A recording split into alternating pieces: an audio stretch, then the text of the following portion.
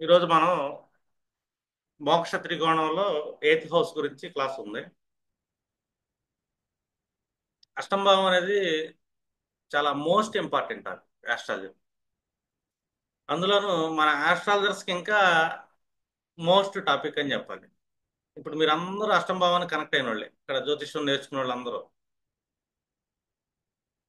అష్టంభావం అనగానే మనం ఏంటంటే ప్రాథమికంగా ఆలోచించాం అనుకోండి, దీన్ని రంధ్రభావం అంటాం. అంటే రంధ్రం అంటే బాగా లోతైనది, డీప్ అని. ఇంకోటి రహస్య భావం అని కూడా చెప్తాను. ఇది అష్టంభావం. అండ్ మోక్ష త్రికోణానికి కూడా 4 8 కూడా ఇది ఒక పార్ట్. ఇది అష్టం భావన. ఇంకా అష్టం భావంలో మనకేంటంటే అన్ఎక్స్పెక్టెడ్ ఈవెంట్స్ రావటం, అన్ఎక్స్పెక్టెడ్ చేంజెస్ రావటం. అర్థం.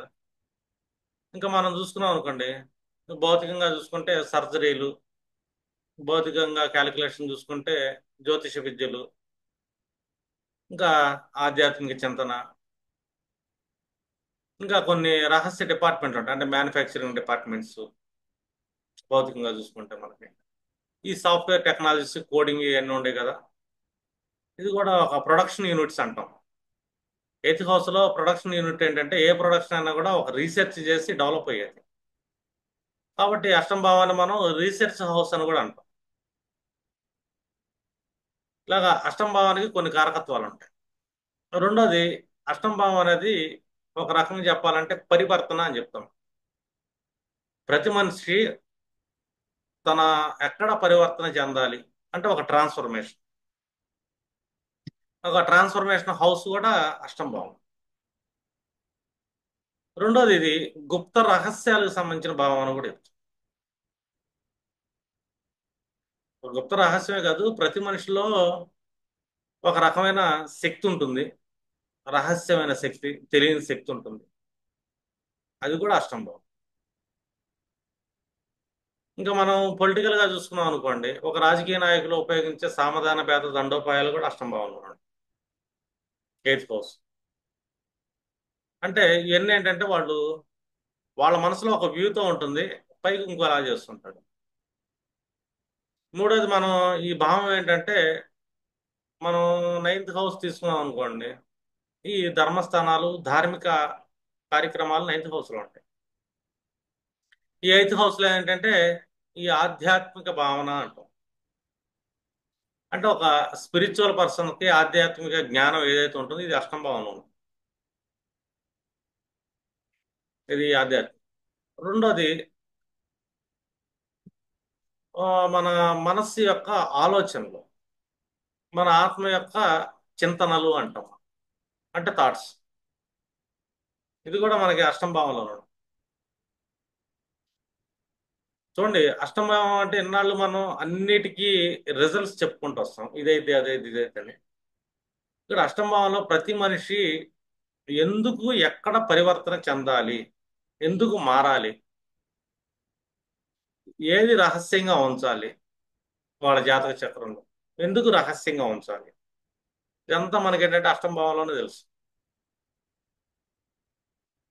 అంటే ఎయిత్ హౌస్ అనేది ముఖ్యంగా మనం చూసుకోవాల్సింది, ఇది ఒక రహస్య స్థానము అని. ఇప్పుడు మనం బాడీ పార్ట్స్ లో తీసుకున్నాం అనుకోండి, ఎయిత్ హౌస్ అనగానే మనం ఏం చేస్తాం, ఇక్కడ మన బాడీలో మర్మస్థానం అంట, మర్మ అవయవాలు ఏవైతే ఉంటాయో ఇవి అష్టం భావంలో.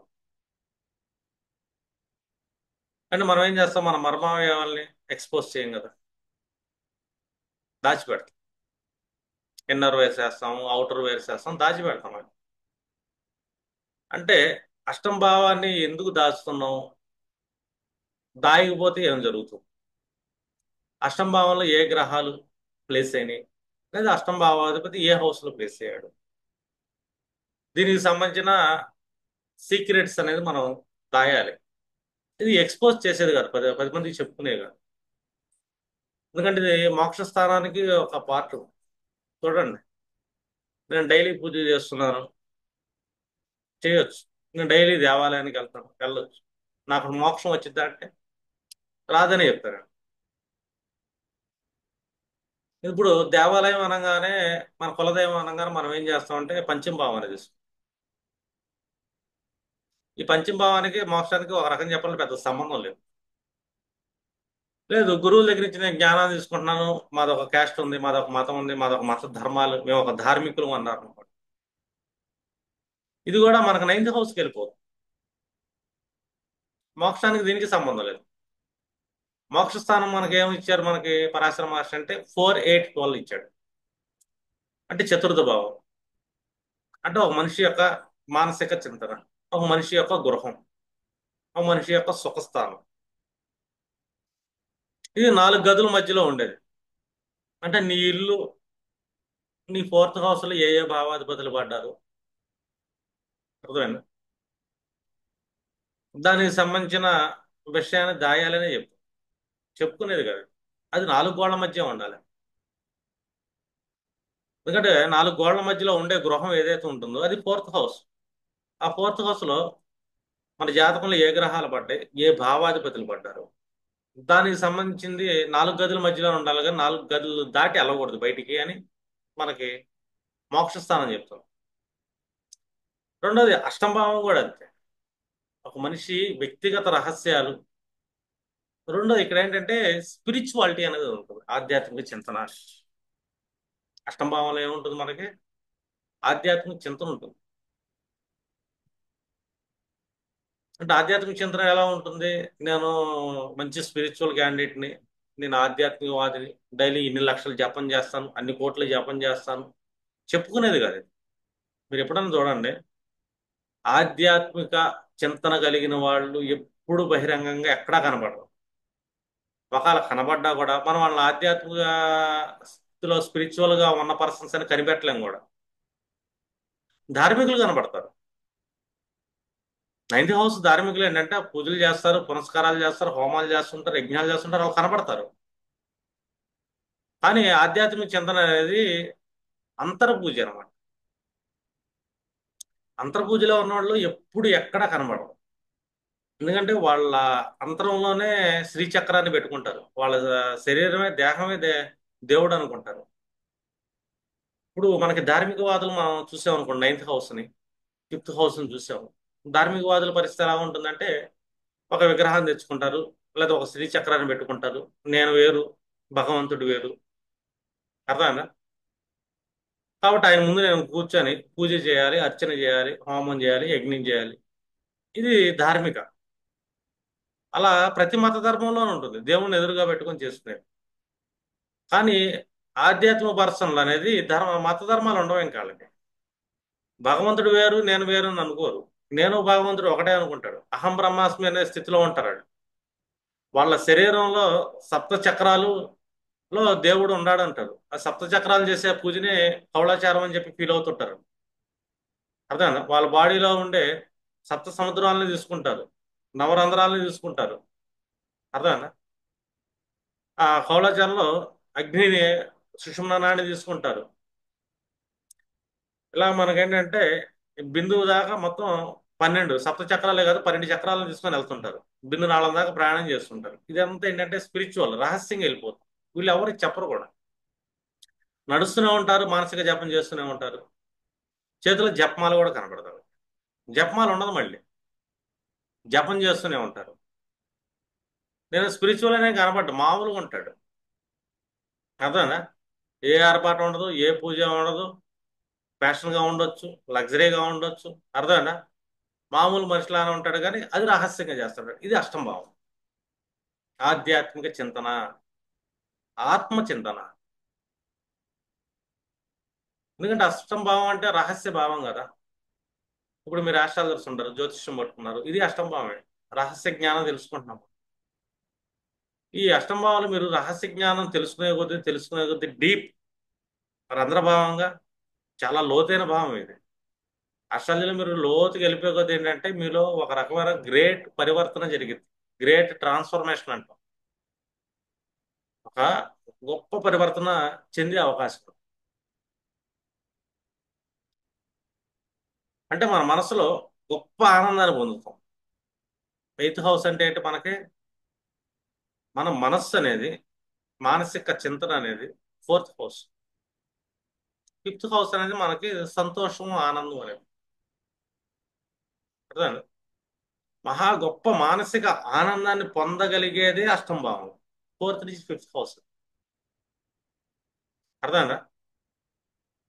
సింపుల్ వర్డ్ లో చెప్పాలంటే మహమ్మదీయము అంటాం మనం. మహా మదీయం అంటే గొప్ప ఆనందం అని.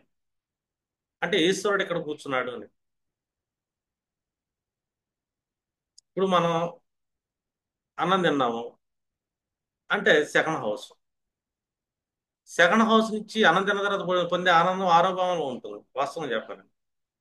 సెకండ్ నుంచి ఫిఫ్త్ హౌస్ అది. దీన్ని మనం ఇరమ్మదీయము అంటాం. సాంస్క్రిట్లో ఇరమ్మదీయం అంటే అన్నం వలన పొందే ఆనందం అని. కడుపు నిండా అన్నం పెట్టాం అనుకోండి, శుభ్రంగా తిన్నాడు అనుకోండి, హాయిగా ఉంటాడు. పనే చేయను అంటాడు. ఆరోగ్యం మనం పని చేయటం, వృత్తి చేయటం. కడుపు నిండిన తర్వాత నేను పని చేయను అంటాడు. ఏంటి నేను చేసేది, పని చూసుకో అంటాడు. కడుపు నిండితే ఎవరిసి పని చేయడు, ఆనందాన్ని అనిపిస్తుంది. అప్పుడు పని చేయమంటాడు, కోపం వస్తుంది. ఆరోగ్యం యాక్టివేట్ అయింది. ఆరోగ్యంలో అన్నం తిన్న తర్వాత వచ్చే ఆనందం ఉంటుంది. ఆరోగ్యంలో మనకు ఉండేది ఏంటంటే కడుపు, పేగులు. అర్థమైందా? శుభ్రంగా తినంగానే పేగులకి హాయిగా అనిపిస్తుంది. అంటే అన్నం తిన్న తర్వాత వచ్చే ఆనందం ఆరోగ్యంలో ఉంటుంది. మన మనస్సు యొక్క ఆనందం ఎక్కడ ఉంటుంది? అష్టంభావంలో.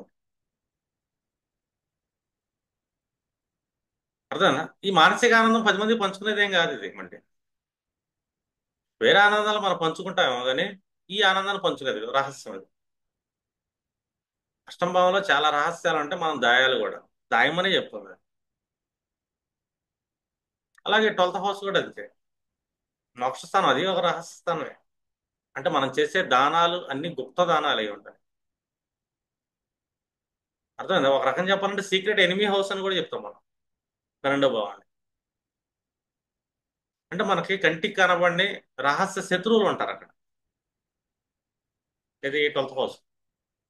ఆరో భావం శత్రువులు అనుకుందాం, రహస్య శత్రువులు 12లో ఉంటారు. 12వ భావం ఏంటంటే ఐసోలేషన్, ఒంటరితనం. ఒంటరితనం అంటే ఆ రకం చెప్పాలంటే మనం అందరూ మనల్ని వదిలేస్తే పుట్టేది ఒంటరితనం. అశుభ గ్రహాలు దృష్టి పడుతుంది. అదే మనం అష్టమ భావాన్ని యాక్టివేట్ చేసుకున్నాం, ఆధ్యాత్మిక స్థితిని యాక్టివేట్ చేసుకున్నాం అంటే ఇక్కడ మెడిటేషను, ఏకాంతం అనేది ఉంటుంది. ఇప్పుడు మీరు యాస్ట్రాలజర్స్ అష్టమ భావాన్ని కనెక్ట్ అయ్యారు, బాగా కనెక్ట్ అవ్వాల, పై పైన ఉండాలి. డీప్ ఆస్ట్రాలజీ నేర్చుకునే కొద్ది డే బై డే ఎలా ఉంటుందంటే, ఆస్ట్రాలజర్లో మీకు మీరు తెలియకుండానే మీకు ఒక ఆధ్యాత్మిక చింతనలోకి వెళ్ళిపోతారు. ఆంతరంగిక పూజలోకి వెళ్ళిపోతుంటారు. ఏకాంతంగా గడపాలనుకుంటారు. సమాజానికి దూరం అయిపోతుంటారు. నిజంగా చెప్తున్నా, మీరందరూ సమాజానికి దూరం అయిపోతారు. అన్నదమ్ములు దూరం అయిపోతారు, అక్క చెల్లెళ్ళు దూరం అయిపోతారు, బంధువులు దూరం అయిపోతారు. అంటే ఎవరిని మీరు ఇంకా పట్టించుకోలేని స్థితిలోకి వెళ్ళిపోతారు. ఎవరు ఏం చెప్తున్నా కూడా, వాళ్ళ కష్టాలు వింటున్నా కూడా మీరు చరించలేని స్థితిలోకి వెళ్తారు. అంటే గ్రేట్ ట్రాన్స్ఫర్మేషన్ మీకు జ్యోతిష్యం ఇస్తుంది. ఎప్పుడు ఇస్తుందంటే మీరు డీప్కి వెళ్ళేవద్దు. ఎందుకంటే ఇది రంధ్రభావం కదా, ఊబి లాంటిది. ఈ ఊబిలో ఆధ్యాత్మిక చింతనలో మీరు వెళ్తున్నప్పుడు ఏంటంటే మీకు ఏంటంటే ఇంకా ఏది పట్టదు. ఒక ఆధ్యాత్మికవాది అంటే సెల్ఫ్. ధార్మికుడు అంటే నలుగురు కోసం, సమాజం కోసం ఏదో పూజలు చేశాను అది ఇది అంటారు. ఆధ్యాత్మికవాది ఏ సమాజం కోసం చేయడు, తన కోసం, తన ఆత్మ కోసం, తన మోక్షం కోసం మాత్రమే వెళ్తాడు, ఒంటరికి వెళ్తుంటాడు. నేను ఒక్కడనే వచ్చాను, నేను ఒక్కడనే వెళ్తానని చెప్పి ఒక రకమైన స్పిరిచువల్ అవేక్నెస్ అనేది జరిగిద్దాడు. ఇంకా వేరే ఏది ఉండదు. వేరే దేనికన్నా వెళ్తే కనుక కష్టాల పాలు. అంటే ప్రతి పర్సన్ భూమి మీద ఆధ్యాత్మిక చింతన అనేది ఉండాలి. ఈ చింతన అనేది లేదనుకో, ఇది కష్టాలను ఇస్తుంది, అవమానాలను ఇస్తుంది, బాధలను పెడుతుంది. ఇది అష్టం భావం అనేది. అంటే అష్టం భావం అనేది ఒక రకం చెప్పాలంటే చాలా పెద్ద టాపిక్ ఇది. చెప్పా కదా, ఇది రంధ్రభావం అని. అంటే ఒక అగాధం యొక్క అంతు అనేది ఉండదు ఇంకా. ఇది ఒక మహా అగాధం. అష్టం భావం అనేది ఒక అగాధం. అగాధంలో పడ్డప్పుడు ఆధ్యాత్మిక చింతలో ఉన్నవాళ్ళు మాత్రమే ప్రయాణం చేయగలుగుతారు. వేరే వాళ్ళకి ఊపిరి కూడా ఆడదు. మనకి చీకట్లోకి వెళ్ళాము, చీకటి గుహలోకి వెళ్ళిపోయాము, పెద్ద లోయలో పడిపోతాం, మనకి అక్కడ ఆక్సిజన్ లెవెల్స్ అసలు ఉండవు. అందుకే మీకు యోగులు కానీ వీళ్ళు కానీ మనం అబ్జర్వ్ చేసాం అనుకో, వీళ్ళు సమాజానికి దూరంగా వెళ్తుంటారు, బ్రీతింగ్ తక్కువ తీసుకుంటారు, అతి తక్కువ ఆక్సిజన్లో బతకడానికి వీళ్ళ శరీరాన్ని తయారు చేస్తారండి. దానికి ప్రాణాయామం అని చెప్పి, కుంభకాలు అని చెప్పి, హఠయోగం అని చెప్పి నానా రకాల తిప్పలు పడుతుంటారు. అర్థమైందా? ఇది ఒక రకం చెప్పాలంటే భౌతికంగా వెళ్ళాలనుకుంటారు. ఇంకొకళ్ళు ఏంటంటే కంప్లీట్ స్పిరిచువల్ సెన్సెస్ లోనే ఉంటారు. అంటే కంప్లీట్ ఆత్మచింతనలోకి వెళ్ళిపోతుంటారు అని. ఎందుకంటే అష్టంభావం అనేది ప్రతి మనిషిలో ఒక మార్పు ఇస్తుంది. సడన్ చేంజెస్, ఆకస్మికంగా మార్పులు మళ్ళీ అష్టంభావం నుంచి వస్తుంది. అష్టంభావం అనేది ఆకస్మికంగా మనకి కొన్ని ఈవెంట్స్ ఇస్తుంది. అన్ఎక్స్పెక్టెడ్ ఈవెంట్స్ అంటాం మనం, అది ఎయిత్ హౌసే మళ్ళీ. అంటే ఒక మనిషి ఒక్కసారిగా చేంజ్ అయిపోతున్నాడు. ఎందుకు చేంజ్ అవుతున్నాడు? అంటే అష్టంభావం యాక్టివేట్ అయింది అతని జీవితంలో.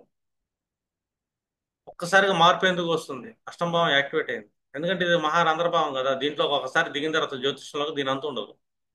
సంవత్సరాలు కాదు, యుగాలు కూడా వెళ్ళిపోతుంది. అంత లోతైంది ఇది అష్టంభావం.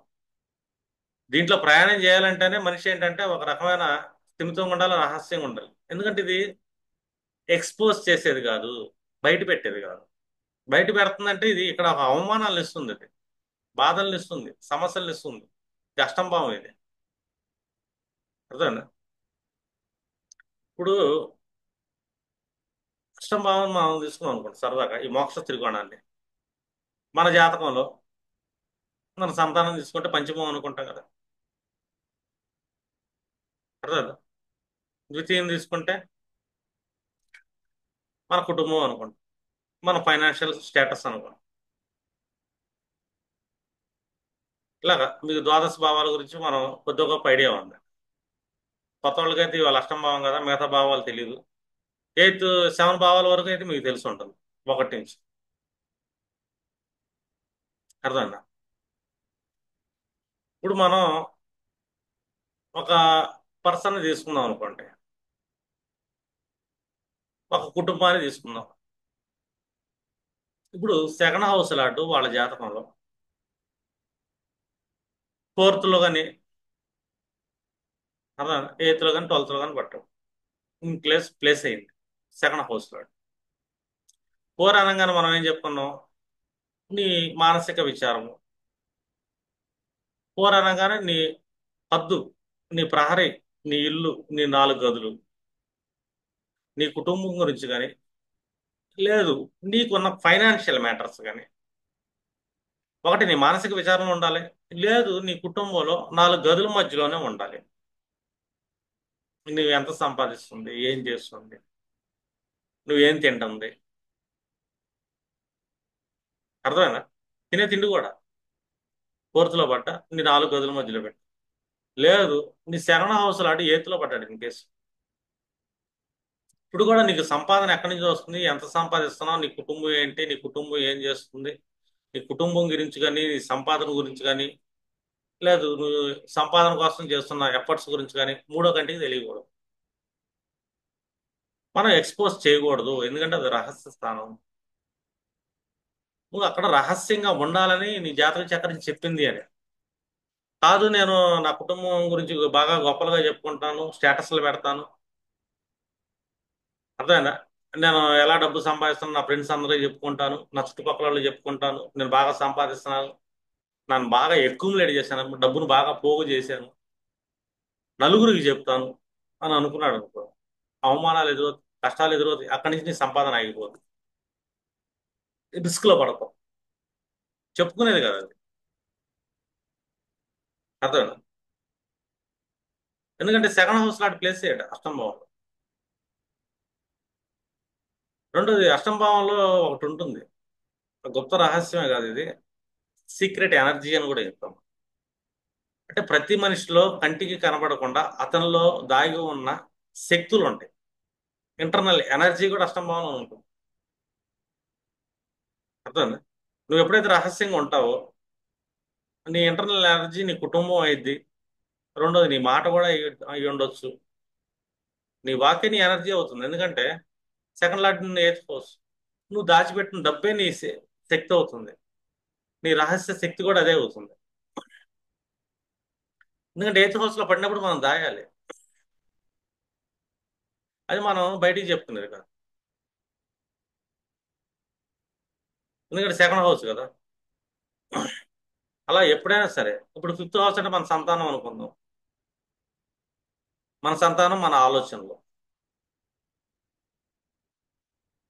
అంటే ఇక్కడ మన ఆలోచనలు కూడా ఉంటాయిగా. అర్థమైందా? ఫిఫ్త్ హౌస్ అంటే మన థాట్స్, మన ఆలోచన. 4 8 12 పడింది, ఇన్ కేసు ఎయిత్ హౌస్ లో పడింది.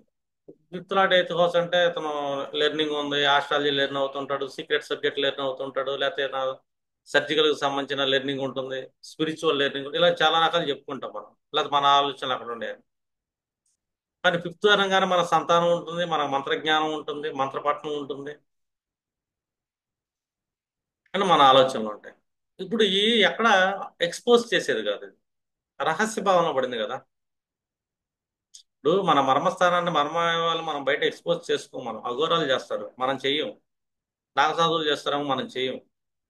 అష్టం భావం అంటే రహస్య స్థానం. మన పంచమం పడ్డాడు కదా, మన ఆలోచనలు మనం ఎక్స్పోజ్ చేసేది కాదు, మన తెలివితేటలు ప్రదర్శించేవి కాదు. నీకు తెలివి ఉంటే ఉన్నాయి, రహస్యంగా ఉంచుకోలే తెలివితేటలు. అర్థమైందా? నీ సంతానం ఉండాలి. నీ సంతానం గురించి గొప్పలు చెప్పుకుంటా 10 మందికి ఎక్స్పోజ్ చేయకూడదు. నా సంతానం ఎలాగా, నా సంతానం ఎలాగా, నా సంతానం గొప్ప ఫైటరు, పెద్ద డాన్సరు, స్కూల్ ఫస్ట్ వస్తాడు, ర్యాంక్ వస్తాడు, యూనివర్సిటీ ఫస్ట్ వస్తాడు, మంచి ఇంటెలిజెంట్, ఇలాగ నువ్వు నలుగురిలో ఎక్స్పోజ్ చేయకూడదు.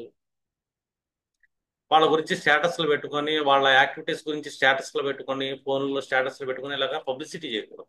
అది రహస్యం అది.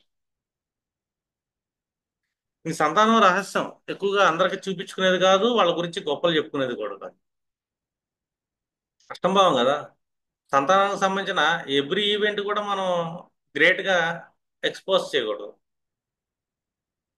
గొప్పగా చేయకూడదు. ఏ పనైనా సరే సింపుల్ గా నలుగురు మధ్యలో, నీ కుటుంబ సభ్యుల మధ్యలో ఏదైనా సరే సింపుల్ గా చేసేసుకో. వాళ్ళకున్న ఇంటెలిజెన్స్ కానీ, లేకపోతే మీ తెలివితేటలు కానీ దాచిపెట్టాలి. మీరు ఒక ఆస్ట్రాలజర్ ఇన్ కేసు, మంచి ఆస్ట్రాలజికల్ నాలెడ్జ్ ఉంది, నీ పంచమాధిపతి అష్టమంలో సంబంధం ఏర్పడింది, దాన్ని ఎక్స్పోజ్ చేయకూడదు. నీ దగ్గర ఇంటర్నల్ గా డెవలప్ చేసుకుంటుంటారు, అవసరానికి తగ్గట్టు వాడుకుంటుంటారు దాన్ని. ఎందుకంటే ఎయిత్ హౌస్ కదా, అది రహస్య స్థానం కదా. ఎక్స్పోజ్ చేసి బాధలు పడకూడదుగా, ఇబ్బందులు పడకూడదుగా. నువ్వు సంతానం గురించి గొప్పగా చెప్తావు, మీ సంతానం అట్లా ఇట్లా అని చెప్పి మిమ్మల్ని అవమానించడానికి సమాజం రెడీ అయిపోతుంది. ఎందుకంటే మిమ్మల్ని మానసికంగా పీడించడానికి ఉంటుంది. ఎందుకంటే ఇక్కడ ఆత్మచింతన ఉందిగా. అర్థమైందా? ఆత్మకు సంబంధించిన ఆనందాలు కూడా ఉంటాయి అక్కడ. మానసిక ఆనందాలు కూడా మన కష్టం భావంలో ఉంటాయి. ఫోర్త్ హౌస్ మనసు, మానసిక విచారం. ఎయిత్ హౌస్ దాని యొక్క పంచమభావం, మానసిక ఆనందం. మనస్సులో మనం తీసుకునే నిర్ణయ స్థానం, మానసిక ఆలోచనలు ఎన్ని అష్టంభావంలో ఉంటాయి. నీ మనసులో చాలా ఆలోచనలు ఉంటాయి, దాచిపెట్టాలి. అర్థమైందా? ఎందుకంటే అష్టంభావంలో ఎన్నో వస్తూ ఉంటాయి మనకి. అది నీకున్న గుప్త శక్తి కూడా. ప్రతి మనిషికి ఒక రకమైన రహస్యమైన శక్తి ఉంటుంది, ఎనర్జీ ఉంటుంది, దాన్ని దాయాలి, చెప్పకూడదు. చెప్పామా నాశనం అయిపోతాం. అర్థమైందా? అర్థం కదా. అది ఎయిత్ హౌస్ కదా. ఇప్పుడు second lord in eighth house అనుకో, వాళ్ళ కుటుంబానికి సంబంధించిన కొన్ని రహస్యాలు ఉంటాయి, కుటుంబంలో వ్యక్తులకు సంబంధించిన రహస్యాలు ఉంటాయి. అర్థమైందా? ఆ రహస్యాలు మనం ఎక్కడ చెప్పకూడదు. ఎందుకంటే కుటుంబం గురించి ప్రస్తావించకూడదు. చేసామో చనిపోతాం. ఎందుకంటే అష్టంభావం ఆయుష్ కదా. ఇప్పుడు మనకి ఒక రామాయణంలో ఒక కథ ఉంది. ఇప్పుడు విభీషణుడు ఏం చేశాడంటే రాముడికి రావణాసుడి యొక్క ప్రాణం ఎక్కడ ఉందో చెప్పాడు. రాముడు ఏం చేశాడు? రావణాసుడి యొక్క గర్భంలో అతని నాభిలో ప్రాణం ఉందని చెప్పేసి బాణాన్ని ఇచ్చాడు, రావణాసుడు చనిపోయాడు. అప్పుడు దాకా రాముడు శిరస్సులో ప్రాణం ఉంటుంది అని చెప్పేసి ఎన్ని శిరస్సులు తెస్తున్నా ఆ శిరస్సులు పుడతానే ఉంటాయి. ఆ రహస్యం తెలుసు, అతని కుటుంబ రహస్యం అది. వాళ్ళ అన్నదమ్ములకు తెలుసు రావణాసుడి ప్రాణం ఎక్కడ ఉంది. ఆ రహస్యాన్ని బయట పెట్టాడు విభీషణుడు, రావణాసుడు చచ్చిపోయాడు. ఎందుకంటే ఆయుర్భావం కదా అది. అర్థమేనా? అది రహస్యంగా ఉన్నంతసేపు దాని ఆయుష్ ఉంటుంది. లేదనుకుంటే ఆయుష్ పోతుంది, ప్రాణం పోతుంది. మర్మస్థానాల్ని మనం ఎందుకు కప్పు ఉంచుతాం, ఎందుకు రక్షణ ఉంచుతాం, ఎందుకు దాచిపెడతాం అంటే అక్కడ ఏ చిన్న దెబ్బ తగిలినా కూడా మనిషి ప్రాణం పోయినట్టు ఉంటుంది. మర్మమేల మీద దెబ్బ తగిలితే మనిషి తట్టుకోలేడు, ఆ పెయిన్ని భరాయించలేడు. అందుకే దాన్ని రహస్యంగా దాచిపెడతాం. అలాగే ఏ భావం అయితే మన కష్టం భావానికి సంబంధం ఏర్పడుతుందో ఆ భావానికి సంబంధించిన విషయాలలో మనం రహస్యంగా ఉండాలి అని. లేదు, సప్తమాధిపతి ఇన్ కేసు అష్టం భావంలో పడ్డాడు. ఒక అబ్బాయి నాకు అష్టం భావంలో సప్తమాధిపతి పడ్డాడుగా, దీని గురించి తర్వాత మాట్లాడదాం. ఇప్పుడు గ్రేట్ గా చెప్పుకుంటాడు, మా ఆవిడ అలా ఉంటుంది, మా ఆవిడ గ్రేట్, మా ఆవిడ సూపర్, మా ఆవిడ అంత అందంగా ఉంటుంది, మా ఆవిడ ఎంత అందంగా ఉంటుంది చెప్తున్నాడు. వింటారు, నలుగురు వింటారు. అసలు చూద్దాం వీళ్ళ ఆవిడ ఎంత అందంగా ఉండదు చెప్పి చుట్టం మొదలు పెట్టాను. వీడి జీవితంలో ఇంకా వాళ్ళ ఆవిడ ఉండదు. ఎందుకంటే నేను చెప్పుకుంటూ పొగుడుతా ఉంటుంటే అవతల నోరు నోరు ఊరుద్ది. గులాబ్ జామ్ బాగుందంటే లటక్కన మింగేయాలనుకుంటాడు. అందుకే సప్తమాధిపతి అష్టమంలో పడితే అర్థమైందా, చెప్పకూడదు. మా ఆయన చాలా మంచివాడు, మా ఆయన అది తెచ్చి పెడతాడు, మా ఆయన ఇచ్చి వేసి పెడతాడు, మా ఆయన చాలా గ్రేట్, మా ఆయన తోపు, మా ఆయన తురు, మా ఆయన హీరో, మా ఆయన అంత సంపాదిస్తాడని చెప్పింది అనుకో, సప్తమాధిపతి అష్టమంలో పడితే ఈ లైన్ ఎంత అయిందంటే ఈ లైన్కి లైన్ వేద్దామని చెప్పి ఈ లైన్ లైన్లో పెట్టుకుంటుంది, సౌతిని తెచ్చుకుంటే. ఎందుకంటే సప్తమాధిపతి అష్టం భావంలో మాట్లాడకూడదు ఇక్కడ. అది మీ సంసారానికి సంబంధించిన రహస్య స్థానంలో పడిపోయింది మీ సంసారం. సప్తమ భావం అంటే మీ యొక్క భార్యాభర్తల మధ్య సంసారం రహస్యంలోకి వెళ్ళిపోయింది. ఎక్స్పోజ్ చేసేది కాదు ఇది. ఉం? లేదా మా ఆయన ఎదవ, మా ఆయన మంచోడు కాదు, మా ఆయన అలాంటాడు, మా ఆయన సన్నాసి అని చెప్పుకున్నారు. ఇప్పుడు మళ్ళీ రోడ్డు మీద పడిపోతుంది జీవితం. మా ఆవిడ మంచిది కాదు, మా ఆవిడ కాదు, మా ఆవిడ అట్ట చేస్తే అది చెప్పుకునేది కదా. ఎందుకంటే ఈ సప్తమ భావం అష్టమంలో పడ్డప్పుడు, అష్టమం అంటే ఏంటి, దాచిపెట్టుకోమనుగా. మన మర్మాలయాలు దాచేయమని, మూసేయమని, కంటికి కనబడకూడదు, అడ్డం పెట్టుకోమని. అడ్డం పెట్టేయాలి అక్కడ. ఎందుకంటే రహస్య భావం అది, రంధ్రభావం అది. ఎక్స్పోజ్ చేస్తే అవమానాలు ఉంటాయి, కష్టాలు ఉంటాయి, అన్ఎక్స్పెక్టెడ్ బాధలు ఉంటాయి, గ్రేట్ ట్రాన్స్ఫర్మేషన్ ఉంటుంది మన జీవితంలో, మనం తిరగబడిపోతాయి. ఎందుకంటే ఆ స్పిరిచువల్ పర్సన్స్ కూడా, ఆధ్యాత్మిక చింతన ఉండేవాళ్ళు కూడా బయటికి కనపడరాడు. లాంగ్ టర్మ్ లో ఆధ్యాత్మికంలోకి వెళ్ళిపోతే బయటికి కనపడరు, ధార్మికంగా కనపడవచ్చు బయట. నైన్త్ హౌస్ కనపడుతుంది ఒడ్డు మీదకి వచ్చి. చంద్రభావం దాటి ఒడ్డు మీద ఉంటే ధార్మిక స్థానమే. ఫోర్త్ హౌస్ యొక్క 4 గృహాలు దాటి బయటకు వచ్చేది దేవాలయం. ఫోర్త్ హౌస్ అంటే 4 గదులు, దాన్ని దాటి బయటకు వచ్చేది పంచమభావం. అష్టమం దాటి బయటకు వచ్చేది ఆటోమేటిక్గా నైన్త్ హౌస్. 12th హౌస్ దాటి వచ్చేది లగ్నం, నేను. కానీ 482లో మోక్ష త్రికోణం అనేది బయటికి కనబడేది కాదు, చెప్పుకునేది కాదు. నేను దానం చేస్తాను, చెయ్యి. నీ 12th హౌస్ నీ దానాలు చెయ్యి, కానీ సీక్రెట్ హౌసే కదా. అర్థమైందా? సీక్రెట్ ఎనిమీ కూడా. సీక్రెట్ ఎనిమీ ఏంటంటే నువ్వు చేసే దానాలు, నీ మెడిటేషన్, నువ్వు పెట్టే ఖర్చులు, అది చెప్పకూడదు. చెప్పుకుంటే నీకు తెలియకుండా రహస్య శత్రువులు తయారైపోతారు, నీ వీక్నెస్ తెలిసిపోదు. అష్టంభావం ఉందనుకో, అది ఒక ఎడిక్షన్ కూడా ఉంటుంది. అష్టంభావంలో ఒక ఎడిక్షన్ ఉంటుంది. ఆస్ట్రాలజీ అది ఒక ఎడిక్షన్, ఇది వాస్తవం చెప్పాలంటే. ఆస్ట్రాలజీ అనేది అష్టంభావానికి సంబంధించింది, అలాగే అష్టంభావం ఒక ఎడిక్ట్ కూడా. ఎప్పుడైనా ఆస్ట్రాలజీ వైపు వెళ్ళారా, వాళ్ళ జీవితం మొత్తం ఆస్ట్రాలజీ మీద వెళ్ళిపోతుంది. ఎడిక్షన్ ఇది. మనం చూసుకున్నాం అనుకోండి, లగ్నాధిపతి అష్టమ భావంతో సంబంధం ఏర్పడింది అనుకోగానే మనం ఏం చెప్తాం, లగ్నాధిపతి అనగానే ఇతనికి ఏదో ఒక ఎడిక్షన్ ఉంటుంది. పేకాట ఆడొచ్చు, జోదం ఆడొచ్చు, లేదు పరస్త్రీగామి అవ్వచ్చు, అంటే వ్యభిచారం చేయొచ్చు. ఒక ఎడిక్షన్లోకి వెళ్ళిపోతాడు అష్టమాధిపతి. ఎందుకంటే లగ్నాత్తు, మా లగ్నాధిపతి అష్టమంలో పడ్డాడు. అర్థమైందా? అష్టమంలో పడ్డప్పుడు అతను పరిస్థితి ఎలా ఉంటుంది, అదొకటి మనం ఆలోచించుకోవాలి. ఒక ప్రెడిక్షన్ చేసేటప్పుడు లగ్నాధిపతి అష్టంలో పడితే అతను తన అహాన్ని బాగా తగ్గించుకోవాలి. రూల్ 1 అర్థమైందా? లగ్నాధిపతి అష్టంలో పడ్డాడు కదా, అప్పుడు ఆటోమేటిక్గా అతనికి తనకి ఇంటర్నల్ గా తన శరీరంలో ఒక లోపం ఉంటుంది.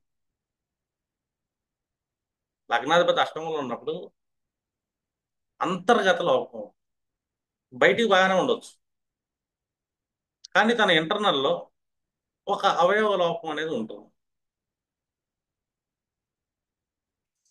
ఇప్పుడు ఆ అవయవ లోపం ఏముంది అని మనం ఆలోచించుకున్నాం అనుకో. ఇన్ కేసు ఒకటి మర్మస్థానాల్లో కొద్దిగా ఇబ్బంది ఉంటుంది. రూల్ 1 అర్థమైందా? రూల్ 2 అతను జఠరాగ్ని, అతని పంచమ భావం లోపల ఇంటర్నల్ పార్ట్స్ లో కూడా లివర్ సంబంధించిన ఇష్యూ కూడా ఉంటుంది. అతని ఇంటర్నల్ పార్ట్ లో దాని బై బర్త్ ఒక లోపంతో వచ్చాడు అని భూమి మీద. లగ్నాధిపతి అష్టం ఉండదు. వీళ్ళకి కొన్ని వీక్నెసెస్ కూడా ఉంటాయి కదా.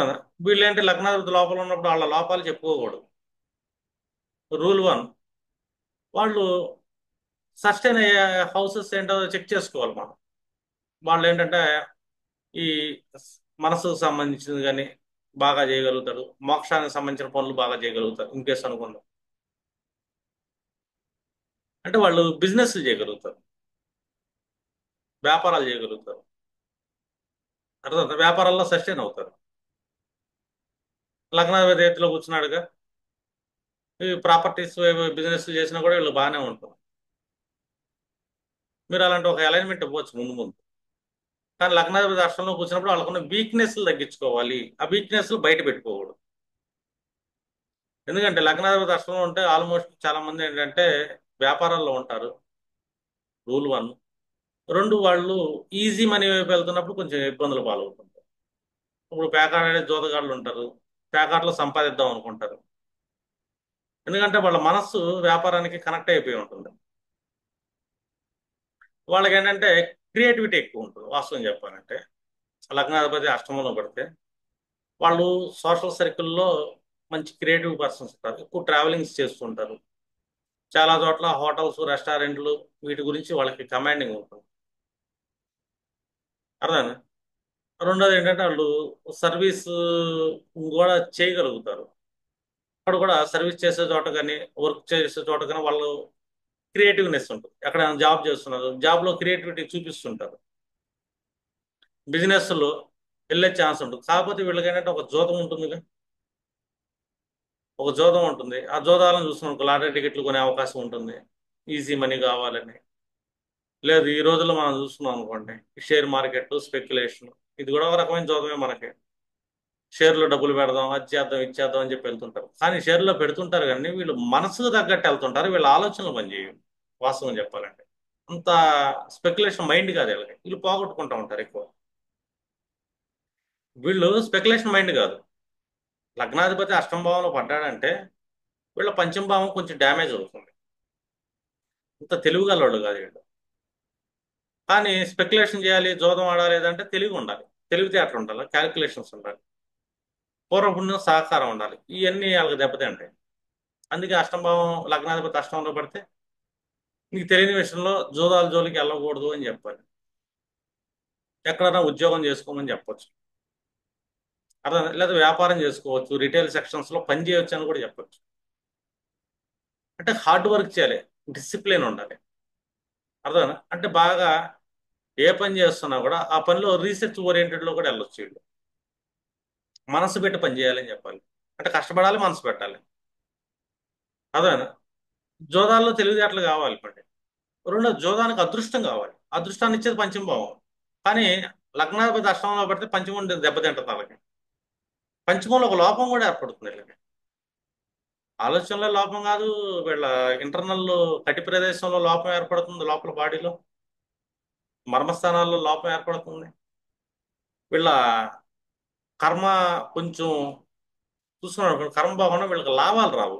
లాభాలు వచ్చే స్థానం కూడా దెబ్బతింటుంది, ఎందుకంటే లగ్నాధిపతి అష్టమంలో పడ్డాడు కాబట్టి. కాబట్టి వీళ్ళ లోపాలని తెలుసుకోనికుండా బాగా కష్టపడి పనిచేస్తే వీళ్ళు లైఫ్ సెటిల్ అవుతారు, లేకపోతే లైఫ్ స్పాయిల్ చేసుకునే వాళ్ళు ఎక్కువ మంది ఉంటారు. ఇప్పుడు సెకండ్ హౌస్ పడింది ఇన్ కేసు, ఇది అష్టం భావంలో. సెకండ్ హౌస్ అష్టం భావంలో పడంగానే మనం ఏం చెప్తాం, వీళ్ళకి ఇన్హెరిటెడ్ ప్రాపర్టీస్ వచ్చే ఛాన్స్ ఉంటుంది. వీళ్ళకి వచ్చే ఆదాయం ఎక్కడి నుంచి వచ్చిందో చెప్పకూడదు. అర్థమైందండి. రెండోది, అన్ఎక్స్పెక్టెడ్ ఇన్కమ్ కూడా వీళ్ళకి అప్పుడప్పుడు జనరేట్ అవుతూ ఉంటాం ఏదో రకంగా. ఎందుకంటే ఒక రకం చెప్పాలంటే ఈశ్వరుడు యొక్క ఆశీర్వాదం ఉందని. వీళ్ళకి నాకు ఇంత కావాలి అంత కావాలి, నాకు ఇంత మనీతో అవసరం ఉంది అని అనిపించింది అనుకోండి, నిజంగా ఆ సమస్యలు వస్తే ఆటోమేటిక్ వస్తుంది అది.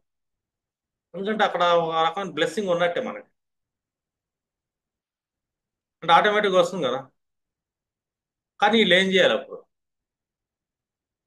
ఎందుకంటే second lord in eighth house, ఇక్కడ వీరు మాట్లాడే మాట ఏదైతే ఉంటుందో, వీళ్ళ కుటుంబం ఏదైతే ఉంటుందో, ఇది ఎక్స్పోజ్ చేయకూడదు. ఎక్కడి నుంచి ఏమొస్తుందని ఎక్స్పోజ్ చేయకూడదు. చాలా జాగ్రత్తగా బ్యాలెన్సింగ్ గా మాట్లాడాలి, బ్యాలెన్సింగ్ గా ఉండాలి. ఎందుకంటే మనకి పడింది కదా ద్వితీయ సప్తమంలో. ద్వితీయ సప్తమంలో పడ్డప్పుడు దాని యొక్క బ్యాలెన్స్ ఏంటని మనం చెక్ చేసుకోవాలిగా. అంటే వీళ్ళు ఏంటంటే ఏ పని చేసినా కూడా రీసెర్చ్ చేసి, క్రియేటివిటీ మైండ్ సెట్ రీసెర్చ్ లో ఉండాలి. మాట్లాడే మాట కూడా చాలా క్రియేటివిటీలో బాగా రీసెర్చ్ చేసి, స్టడీ చేసి చెయ్యాలి. అప్పుడు వీళ్ళకి ఒకటి రెండు మాటలు మాట్లాడదా, ఆ ఒకటి రెండు మాటలు కూడా బాగా ఆలోచించి, బాగా థింక్ చేసి, బాగా స్టడీ చేసి చేస్తుంటే వీళ్ళు ఏంటంటే సక్సెస్ అవుతారు.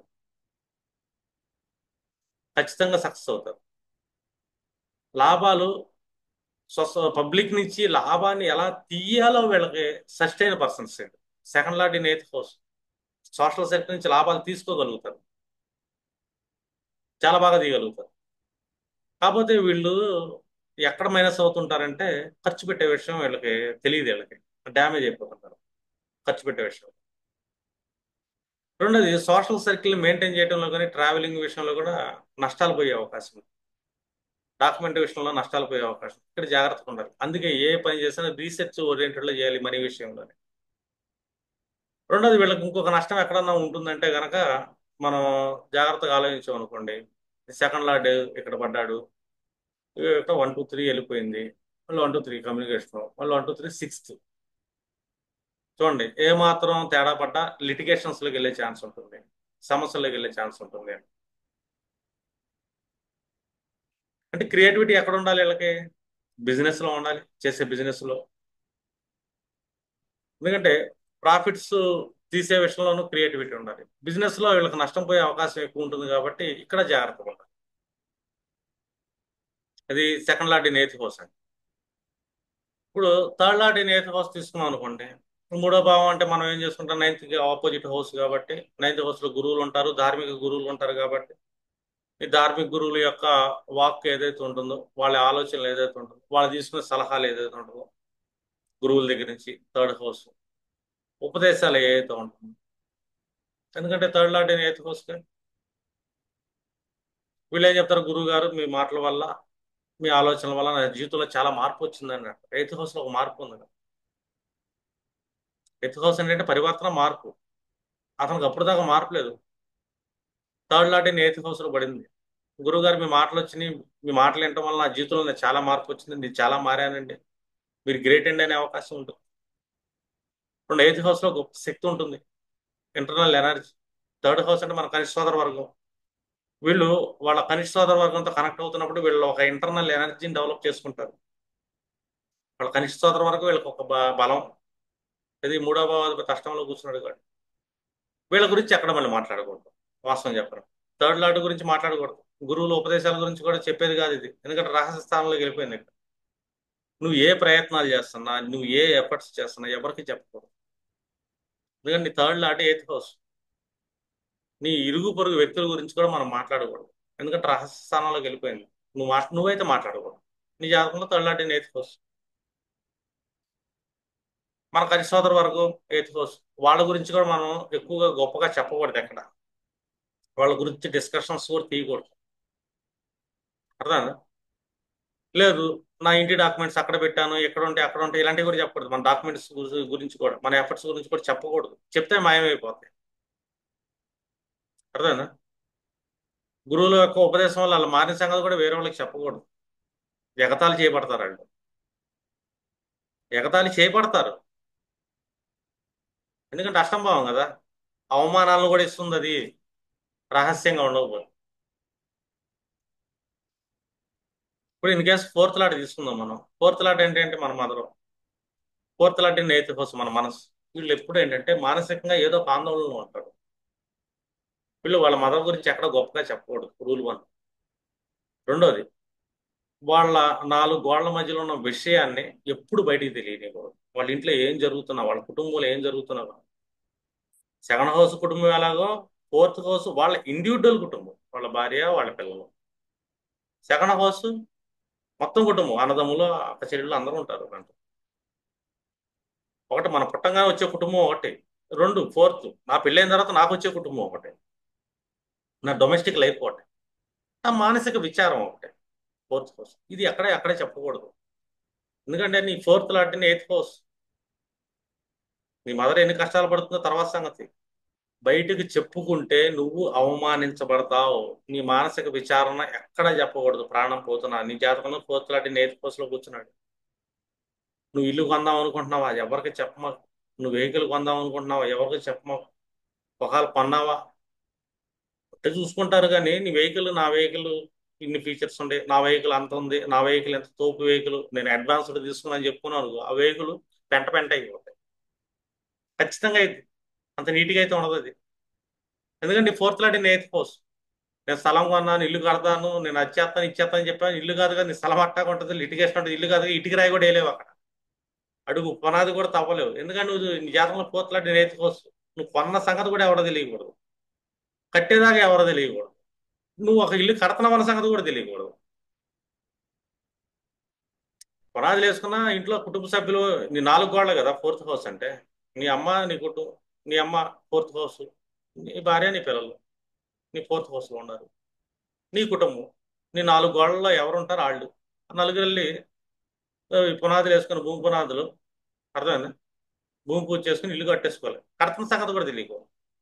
నీ ఫోర్త్ లో నేసు కట్టిన తర్వాత ఎవరైనా తెలుసుకుంటారు వాళ్ళందరికీ వాళ్ళే. గృహ ప్రవేశాలు కూడా ఆర్భాటంగా చేయకూడదు. మీ నలుగురు వెళ్ళి కొబ్బరికాయ కొట్టుకొని ఒక పూజారిని తీసుకెళ్ళి ఒక వాస్తు హోమం పూజ చేయించుకొని వెళ్ళిపోవాలి. నేను కొన్నాను ఇల్లు, నేను ఆర్భాటంగా గృహప్రవేశం చేస్తాను, నలుగురు నోళ్ళలో పడతాను అంటే నీ కుటుంబం, నీ వ్యక్తిగత జీవితం చిన్న భిన్నమైపోతుంది. No doubt. ఎందుకంటే అది రహస్య స్థానం. నీ గొప్పతనం చూపించుకునేది కాదు నీ గృహం గురించి. నువ్వు కారు కొంటే నీ గొప్పతనం చూపించుకునేది కాదు. Fourth house in eighth house, fourth lord in eighth house. నీ మనసులో ఏ ఆ విచారం ఉన్నా, మానసిక ఆలోచనలో మానసిక నిర్ణయం fourth house. Fourth lord in eighth house. నువ్వు ఏ నిర్ణయం తీసుకుని నీ మనసులో ఎవరికి చెప్పమాకు. నీ పని నువ్వు చేసుకుంటే. ఎందుకంటే చెప్పావా, అవమానాలు పాలు. ఇప్పుడు fourth lord in eighth house పడితే ఇప్పుడు ఏదో రకమైన మానసిక విచారం ఉంటుంది. గృహంలో సుఖమే ఉండదు. ఫోర్త్ లార్డ్ సుఖస్థానం, ఎయిత్లో పడ్డాడు. ఎయిత్లో ఏముంది, రహస్య స్థానం అది. Fourth lord in eighth house అంటే తన వ్యక్తి భార్యతో పడే సుఖం ఏదైతే ఉంటుందో ఫోర్త్ హౌస్ ఉంటుంది. భార్య వల్ల వచ్చే సుఖం. ఎయిత్లో పడ్డాడు. భార్యాభర్తల మధ్య సంసారిక శారీరక సుఖం ఉండదు అని చెప్తాం. ఖచ్చితంగా ఉండదు. ఇబ్బందులు పాలవుతుంటాడు, మానసిక ఆందోళన ఉంటుంది, విచారణ ఉంటుంది, నాకు గృహం కావాలనే ఆలోచనలు ఉంటాయి. ఫోర్త్ యొక్క ఆలోచనలు. ఫిఫ్త్ హౌస్ అంటే ఫోర్త్ నుంచి ఫిఫ్త్ ఏమైంది, ఎయిత్ హౌస్ అయింది, రహస్య స్థానం అయింది. అంటే వీళ్ళు చెప్పకూడదు ఇది రహస్యం అని, అని చెప్పుకుంటారు. ఇబ్బందులు పడుతుంటారు. వాళ్ళకి తెలియదు ఇబ్బంది ఏది వచ్చింది, నా జాతకం బాగాలేదని ఇబ్బంది వచ్చింది కాదు, నువ్వు చెప్పబట్టి వచ్చింది ఇబ్బంది ఇది. నలుగురికి తెలియబట్టి వచ్చింది ఇబ్బంది. ఎప్పటికీ చెప్పకూడదు. నీ సంసార జీవితం ఏదైతే ఉంటుందో ఫోర్త్ హౌస్, దాని గురించి మాట్లాడకూడదు. నీ నాలుగు గోళ్ల మధ్య ఉన్న విషయం ఐదో గోడకు తెలియకూడదు. నీ నాలుగు గోళ్ల మధ్యలోనే ఉండాలి ఆ విషయాన్ని. నీ మనసులో వచ్చిన ఆలోచన నీలోనే ఉండాలి, బయటికి చెప్పేది కాదు. ఎందుకంటే అది రహస్య స్థానం అది. ఆ స్థానాన్ని మనం గౌరవించలేదనుకో, ఆ స్థానం అవమానాలను ఇస్తుంది, ఆయుష్ని తీసేస్తుంది. నీ మనసుకు ఉండే ఆయుష్ ఏదైతే ఉంటుందో, మానసిక పీడ ఏదైతే ఉంటుందో విపరీతంగా పెంచుతుంది అది. అవమానాల స్థానం కూడా అది. పంచమభావం నీ ఆలోచన. నీ పంచమాధిపతి అక్కడ పడ్డాడు, చెప్పే కదా ఆల్రెడీ. నా సంతానం గురించి గొప్పగా చెప్పుకునే లేదు, నా తెలివితేటలు గొప్పగా చెప్పుకునే లేదు, నా కులదైవం గురించి కూడా నేను గొప్పగా చెప్పుకునేది లేదు. ఎందుకంటే పంచమంలో కులదైవం ఉంటుంది, మంత్రజ్ఞానం ఉంటుంది. నాకు ఇన్ని మంత్రాలు వచ్చు, అన్ని మంత్రాలు వచ్చు, నేను ఢామ్ డూమ్ అనకూడదు. ఇప్పుడు లగ్నాధిపతి అష్టమంలో పడ్డాడు అనుకోండి, ఫోకస్ చేశాడు అనుకోండి, మంత్రసిద్ధిని పొందగలుగుతాడు ఎక్కువ సార్లు చదివితే. పంచమాధిపతి అష్టమంలో కూర్చున్నా కూడా అంతే, మంత్రజ్ఞానం సిద్ధిని పొందగలిగింది, రహస్యంగా చేయాలి. చెప్పుకుంటే మంత్రసిద్ధి పొందలేడు, చదవలేడు. నేను తెలివిగలను అంటే ఫెయిల్ అవుతాడు, తెలివితేటలు మొత్తం పోతాయి. అది రహస్య స్థానం అది. సంతానం గురించి మాట్లాడకూడదు, నీ ప్రేమ వ్యవహారాల గురించి అసలు మాట్లాడు. పంచమభావం ప్రేమ వ్యవహారాలు ఉంటాయి, అష్టమ భావంలో పడింది. నీ ప్రేమ వ్యవహారాలు రహస్యంగా సీక్రెట్ అఫైర్స్గా ఉండాలి. నేను పలానా అమ్మాయిని లవ్ చేస్తున్నాను, నేను పలానా అమ్మాయిని ప్రేమించాను, నా ఫ్రెండ్స్ చెప్పుకుంటాను, నేను అందరికీ సోషల్ మీడియాలో సెల్ఫీలు దిగి పెడతానంటే లవ్ ఫెయిల్యూర్ అయ్యే ఛాన్స్ ఉంది. ఆ ప్రేమ వల్ల పీడను అనుభవించే అవకాశం కూడా ఉంటుంది ఖచ్చితంగా. ఎందుకంటే పంచమాధిపతి అష్టమంలో పడ్డాడు. అర్థమైందా? అష్టమంలో పడితే ఏమైంది? క్రియేటివిటీ ఉంటుంది. అష్టమంలో పంచమాధిపతి పడ్డప్పుడు ఎప్పుడైనా సరే రీసెర్చ్ చేసి నీ ఇంటెలిజెన్స్, నువ్వు ఒక క్రియేటివిటీని డెవలప్ చేయాలి. ఎందుకంటే అష్టమం కదా.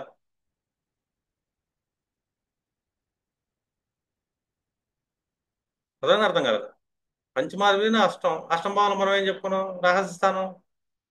ఇంకోటి రీసెర్చ్ హౌస్. రీసెర్చ్ హౌస్ కదా చెప్పుకుంది. ప్రధాన అర్థం కాదు. ఇప్పుడు అష్టమం ఏమవుతుంది వీళ్ళకి? Creative house. నీ తెలివితేటలు ఏదైతే ఉంటుందో, అష్టం భావం ఏమవుతుంది? Research house. నీ తెలివి, నువ్వు రీసెర్చ్ చేసి నువ్వు ఏదైతే నేర్చుకున్నావో దానిలో నుంచి ఒక ప్రొడక్షన్ క్రియేట్ చేయి. Eighth house production house. మీరు చూడండి, చాలా మంది రీసెర్చర్లు సైంటిస్టులను మనం అబ్జర్వ్ చేసామంటే వాళ్ళకి పంచమాధిపతి అష్టమంలో ఉండటం శుభగ్రహాల దృష్టి పడుతుంది. దానివల్ల ఏంటంటే గొప్ప గొప్ప సైంటిస్టులు పుడతారు ఇక్కడ. పంచమాధిపతి అష్టమంలో ఉండి జన్మ లగ్నాధిపతి మంచి ప్లేస్ అయ్యి, చూడండి లగ్నాధిపతి మంచి ప్లేస్ అయితే ద బెస్ట్ రీసెర్చర్లు పుట్టే అవకాశం ఉంటుంది. ద బెస్ట్ ఆస్ట్రాలజర్స్ కూడా పుట్టొచ్చు. అష్టం భావాల ఆస్ట్రాలజీ. ఆస్ట్రాలజీ నేర్చుకున్నావు నువ్వు పంచమంలో, అర్థమైనా? ఆస్ట్రాలజీలో నూతన విధానాలను కనిపెడతారు వీళ్ళు. జ్యోతిషం వాళ్ళు మనకు మామూలు చదివినట్టు అనిపించినా, మామూలు పుస్తకాలు వెళ్ళినా కూడా వాళ్ళు కొత్త క్రియేటివిటీని క్రియేట్ చేయగలుగుతారు. అదొక క్రియేటివ్ హౌస్. రీసెర్చర్లు ఉంటారు, ఆస్ట్రాలజికల్ రీసెర్చర్స్ ఉంటారు, దాంట్లో గ్రేట్ సైంటిస్టులు ఉంటారు, పెద్ద పెద్ద సర్జన్లు ఉంటారు మనల్ని. ఎందుకంటే వాళ్ళ ఎడ్యుకేషన్లో రీసెర్చ్ చేసే సర్జన్లు, మళ్ళీ ఎయిత్ హౌస్ గ్రేట్ సర్జన్స్ అంటాం మనం. ఎందుకంటే ఇలాంటి సెక్టార్స్ వాళ్ళు కూడా మీరు కనబడతారు. కానీ మీరు ఏం చదువుతున్నారు, ఏం రీసెర్చ్ చేస్తున్నారు, ఏం స్టడీ చేస్తున్నారు, ఏం ప్రొడక్షన్ బయటికి తీస్తున్నారు అనేది ఎవరికి తెలియదు. అందుకే ఎప్పుడైనా రీసెర్చ్ ల్యాబ్స్ అనేది చాలా రహస్యంగా ఉంటాయి. సొసైటీ చెప్పుకునే కాదు, చెప్పుకుంటే రీసెర్చ్లుగా అవ్వవు, చేయనీరు సొసైటీ. రీసెర్చ్లు చేస్తారు, వీళ్ళు చేసే ప్రయోగాల వల్ల ఏమవుతుంది సమాజం అని చెప్పి భయపెట్టి వాటిని క్లోజ్ చేసేస్తారు, దాని యొక్క ఆయుష్ని తీసేస్తారు. చూడండి, లవ్ చేసినా బయటికి తెలియకూడదు, నువ్వు చదువుతుంది నీ తెలివితేటల్ని బయటికి ఎక్స్పోజ్ చేయకూడదు, కానీ నువ్వు రీసెర్చ్ చేయాలి. నీ తెలివితేటల్ని బయటికి ఎప్పటికీ చెప్పకూడదు, ప్రొడక్షన్ చేయాలి, బయటికి ఎప్పటికీ తెలియకూడదు. ఆటోమేటిక్గా ప్రొడక్షన్ అమ్మేటప్పుడు అమ్ముడు పోతుంది అది, అంతే. చెప్పేది కాదు. నువ్వు ఎలా రీసెర్చ్ చేస్తున్నాను, ఏ కాంబినేషన్స్ చేస్తున్నాను, ఎలా కనిపెడుతున్నాను, ఎనీ లాజిక్. ఫిఫ్త్ అనేది ఒక లాజికల్. ఎయిత్ కూడా లాజిక్స్, రీసెర్చ్ లాజిక్స్ బయటికి చెప్పేది కదా అది. అలా నీ సంతానం గురించి కూడా గొప్పగా చెప్పుకోమా, ఎందుకంటే పంచమహల్ సంతానం ఉందిగా. దాని గురించి కూడా గొప్పగా చెప్పుకునేది కాదు కదా. అర్థమవుతుందా? ఇది అష్టంభావం రహస్యం అంటే. ఇప్పుడు ఆరో భావాధిపతి వెళ్ళి ప్లేస్ చేయడం ఇన్ కేసు సిక్స్త్ లాట్గా. సిక్స్త్ అంటే ఏంటి? మనం చేసే జాబ్, ఎక్కడో జాబ్ చేస్తున్నాం, లేదా మనం చేసే సర్వీస్ ఎయిత్ హౌస్ లో పడింది. Sixth lot eighth house. లేదా నాకు రోగం ఉంది, ఆ రోగం అష్టం భావన పడుతుంది, దీర్ఘకాలిక రోగం. అంటే ఏంటి ఇక్కడ అర్థం? నీకున్న రోగాన్ని నువ్వు ఎవరికి చెప్పుకోమాకు. నాకు ఈ రోగం ఉందండి చెప్పమాకు, ఎందుకంటే నీకు ఆరో భావాధిపతి అష్టంలో పడ్డాడు. నీ ఇంటర్నల్ గా ఒక రోగం ఉంటుంది, నీ ఇంటర్నల్ గా ఒక సమస్య ఉంటుంది. ఆ సమస్య కూడా ఎవరికి చెప్పమాకు. ఆరో భావంలో ఎన్నో సమస్యలు ఉంటాయి మనకి. ఆరో భావంలో రుణాలు ఉంటాయి, దీర్ఘకాలిక రుణాలు అంటుందండి. ఆరో భావం అష్టంలో సంబంధం ఏర్పడితే నువ్వు ఒకళ్ళకి అప్పు ఇచ్చావు. అష్టమాధిపతి ఆరో భావాధిపతి సారీ అష్టమంలో పడ్డాడు. ఆరో భావంలో అప్పులు ఉంటాయి, నువ్వే ఇచ్చావు అప్పు. ఆ అప్పు వసూలు కాదు. నాకు ఆ అప్పు వసూలు కావట్లేదు, ఆడివ్వాలి ఈడివ్వాలి అని చెప్పి ఎక్కడా చెప్పమాకు. మూడో కంటికి తెలియకూడదు. నువ్వు నలుగురు చెప్పావుగా, ఎప్పుడు ఎవడు ఇంకా. నువ్వు నా పరువు తీసా నలుగురిలో చెప్పా, నీకేమైనా ఏం చేసుకుంటే చేసుకో అంటాడు. ఐపీ పెడతాను. నువ్వు అప్పు ఇవ్వకూడదు, రూల్ 1. ఇచ్చిన తర్వాత ఎక్కడ చెప్పకూడదు నేను ఫలానాడికి అప్పు ఇచ్చానని. రూల్ 2 అది. అర్థమైనా? లేదు, నువ్వే అప్పు చేసావు ఆరో భావంలో అష్టమంలో పడి. దీర్ఘకాలికం అప్పు. ఆరో భావం దీర్ఘకాలికం, లాంగ్ టర్మ్ అంటాం. దీర్ఘకాలిక ఆలోచనలు అంటాం. దీర్ఘకాలిక ప్రాజెక్టులు ఉంటాయి దాంట్లో. నువ్వే అప్పు చేసావు, అష్టమంలో పడింది ఆరో భావంతో. చెప్ప మాకు నాకు ఎంత అప్పు ఉందని. నీ ఇంట్లో వాళ్ళకి కూడా చెప్పకూడదు. ఫోర్త్ హౌస్ కాదు, ఎయిత్ హౌస్ కాదు, నీ పర్సనల్. చూడండి, ఫోర్త్ హౌస్ అనగానే 4 గృహంలో ఉన్న వ్యక్తుల గురించి మాట్లాడుతాం. కానీ అష్టం భావం నీ ఒంట్లో నీ బాడీలో ఉన్న పర్సనల్. ఇంట్లో కూడా మనం గొడ్లోడు తీసుకొని తిరగం కదా.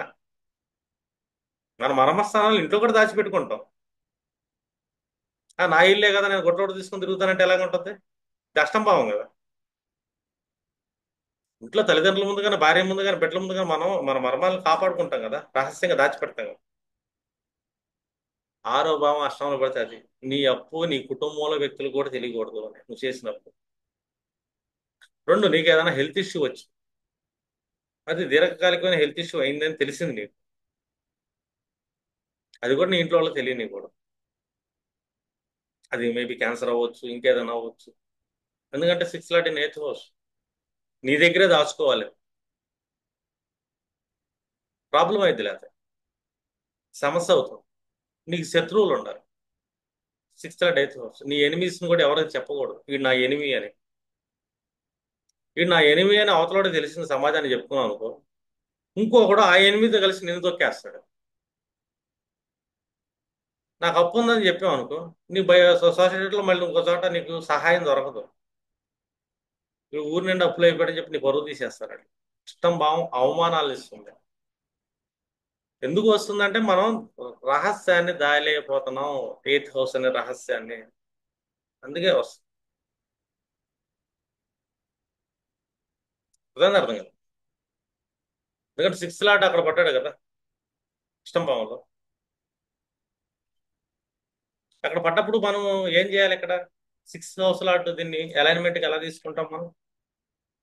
మనకి అలైన్మెంట్ కూడా కావాలి కదా, ఆస్ట్రాలజర్ చెప్పగలగాలి ఒక alignment. Sixth lord in eighth house పడినప్పుడు అలైన్మెంట్ చెప్పాలి నువ్వు. నీకు అదే సస్టైన్ హౌస్ అవుతుంది యాక్చువల్గా. Sixth lord in eighth house లో ఎప్పుడైతే పడుతుందో, అర్థమవుతుందా, ఈ ఎయిత్ ని సస్టైన్ అవుతుంది.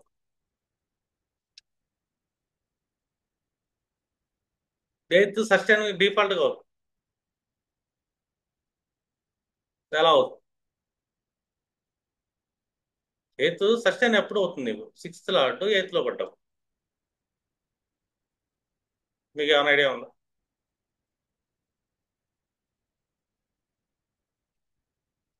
ఇస్తారా చేతిలో పడింది కదా.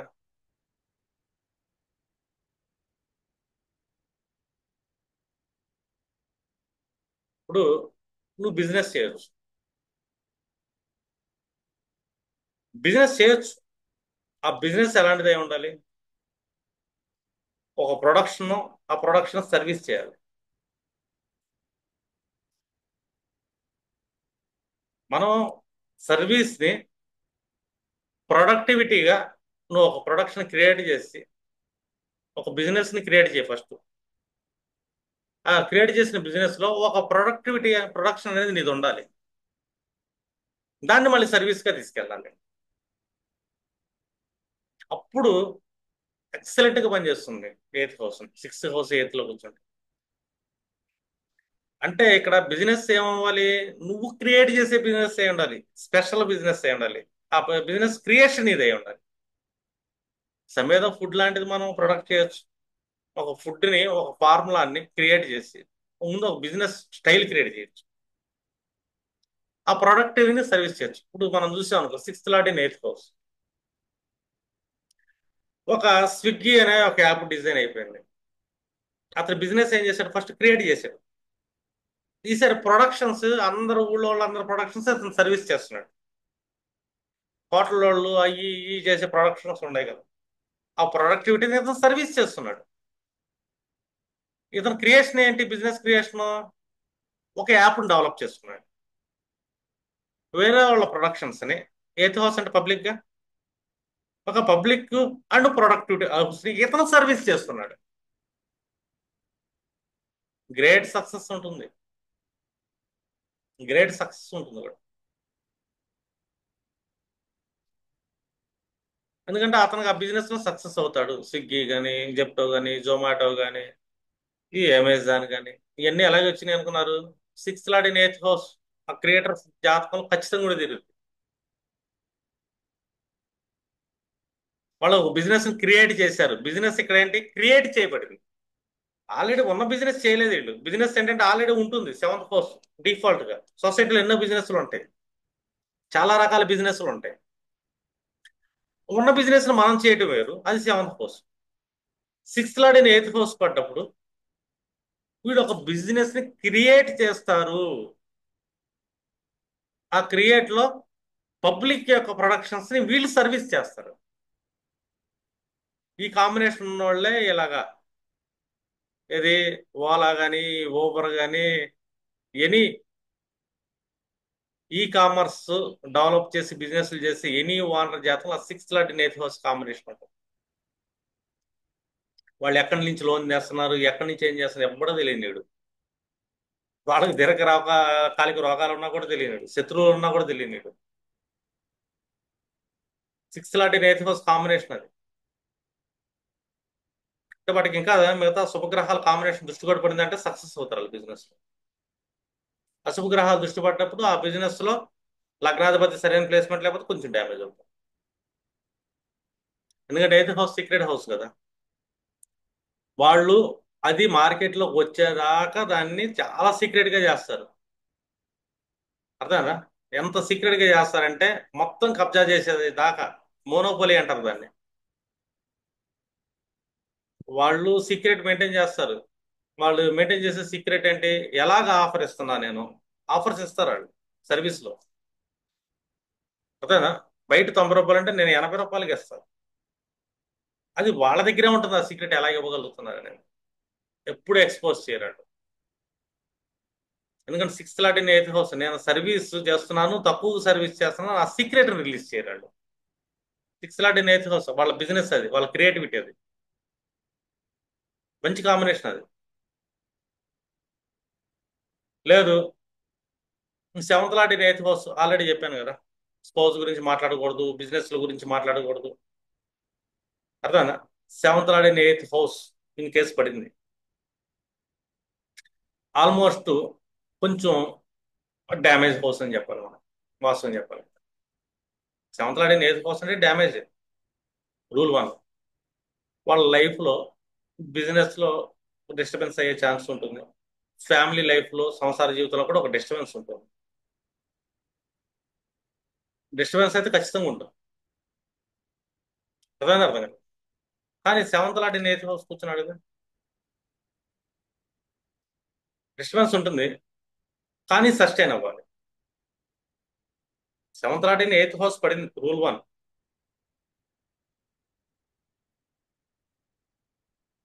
బిజినెస్, ఫ్యామిలీ ఖచ్చితంగా డిస్టర్బ్ అవుతుంది, స్ట్రగుల్ అవుతుంది. ఇప్పుడు దాన్ని డిస్టర్బ్ అవుతున్నప్పుడు ఎలాగ మనం బ్యాలెన్స్ చేయాలి అని, బ్యాలెన్స్ చేయొచ్చు. Seventh lord in eighth house పడ్డప్పుడు ఒకటే ఉంటుంది బ్యాలెన్స్ చేయడానికి. అర్థమైందా? ఇక్కడ క్రియేటివిటీ ఉంటుంది. రెండోది ఇక్కడ ధార్మికత అనేది ఒకటి ఉంటుంది. అర్థమైందా? ఎప్పుడు డిస్టర్బెన్స్ అయితే తెలుసా వీళ్ళకి ఫ్యామిలీ లైఫ్, బ్యాలెన్స్ తప్పుతారు వీళ్ళు, కానీ ధర్మం గురించి మాట్లాడతారు. ధర్మం గురించి మాట్లాడతారు, అప్పుడు వీళ్ళ ఫ్యామిలీ డిస్టర్బెన్స్ అయ్యింది. Seventh lord in eighth house పడింది. అర్థమైందా?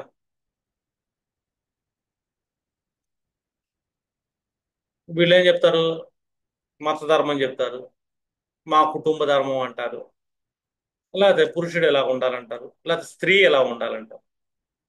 ఈ ధర్మం బాగా మాట్లాడతారు, కానీ సమన్యాయం ఉండదు ఇక్కడ. ధర్మం మాట్లాడొచ్చు, నేను కాదన్ను, కానీ సమన్యాయంతో ఉండాలి. ఎందుకంటే కూర్చున్న ఎయిత్ హౌస్లో ఎవరు? సెవెంత్ లాట్ కూర్చున్నాడు. సెవెంత్ లాట్ అంటే మన కాలచక్రంలో సెవెంత్కి తులాదండాన్ని ఇచ్చారు, సమన్యాయం అంటాను దీన్ని. త్రాసు రెండు పక్కల అటు ఇటు వంగకుండా ఒక బ్యాలెన్స్ లో ఉంటుంది చూసావా? ఈ సమన్యాయం ఎక్కడ ఉండాలి? వీళ్ళు ఏదైతే ధర్మం అంటారో ఆ ధర్మంలో సమన్యాయాన్ని పాటించాలి. వ్యాపారంలో కూడా అంతే. వీళ్ళు ఒక వ్యాపారం పెట్టారు, వ్యాపారానికి ఒక ధర్మం ఉంటుంది, ఆ ధర్మంలో మళ్ళీ సమన్యాయం పాటించాలి. Seventh lord in eighth house, నేను బిజినెస్ చేద్దాం అనుకుంటున్నాను, న్యాయం ఉందా అని నువ్వు చేసే వ్యాపారంలో అని చెప్పి ఆలోచించాలి. ధర్మబద్ధంగా వెళ్తున్నావా? నైన్త్ హౌస్ మళ్ళీ రాజ్య ధర్మాలు కూడా ఉంటాయి ఇక్కడ, దేశ న్యాయ వ్యవస్థ ఉంటుంది. అర్థమైనా? రెండు మత ధర్మాలు ఉంటాయి,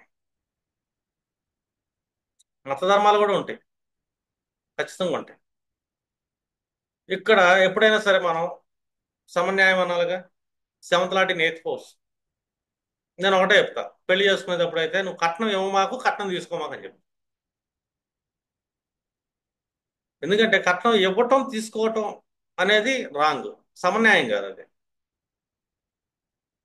పెళ్లి అవుతుంది, పెళ్లి ఖర్చులు, నీ పెళ్లి ఖర్చులు నువ్వు పెట్టుకో, నా పెళ్లి ఖర్చులు నేను పెట్టు, సమన్యాయం అది. లేదు, నీకు పెళ్లి ఖర్చులకి 1,00,000 ఇస్తున్నాను పెళ్లి కూతురు తరపున, ఇమ్మీడియట్లీ పెళ్లి కొడుకు కూడా ₹1,00,000 ఎంత అవుతుందో ఆ లక్షకు సంబంధించిన బంగారం నీకు ఇస్తున్నాను, సమన్యాయం. బంగారం ఇక్కడ రిటర్న్ పెట్టాలి.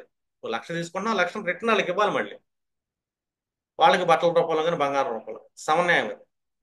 ఇప్పుడు పెళ్లి కూతురు పెళ్లి కొడుకు బట్టలు ఇస్తారు, పట్టు పంచెలు, పట్టు బట్టలు ఇచ్చారు అబ్బాయికి, పెద్ద ఎంత వాల్యూ ఉంటుందో అంతే వాల్యూ రిటర్న్ అమ్మాయికి పట్టు బట్టలు పెట్టాలి, అటు నుంచి సమన్యాయం. ఎందుకంటే నీ జాతకంలో సెవెంత్ లాంటి ఎయిత్ హౌస్, ధర్మం సమన్యాయం పాటించాలి. రెండు, భర్తకి సమాన గౌరవం ఇవ్వాలి, అదే గౌరవం ఈ భర్త నుంచి ఈ అమ్మాయికి దొరకాలి.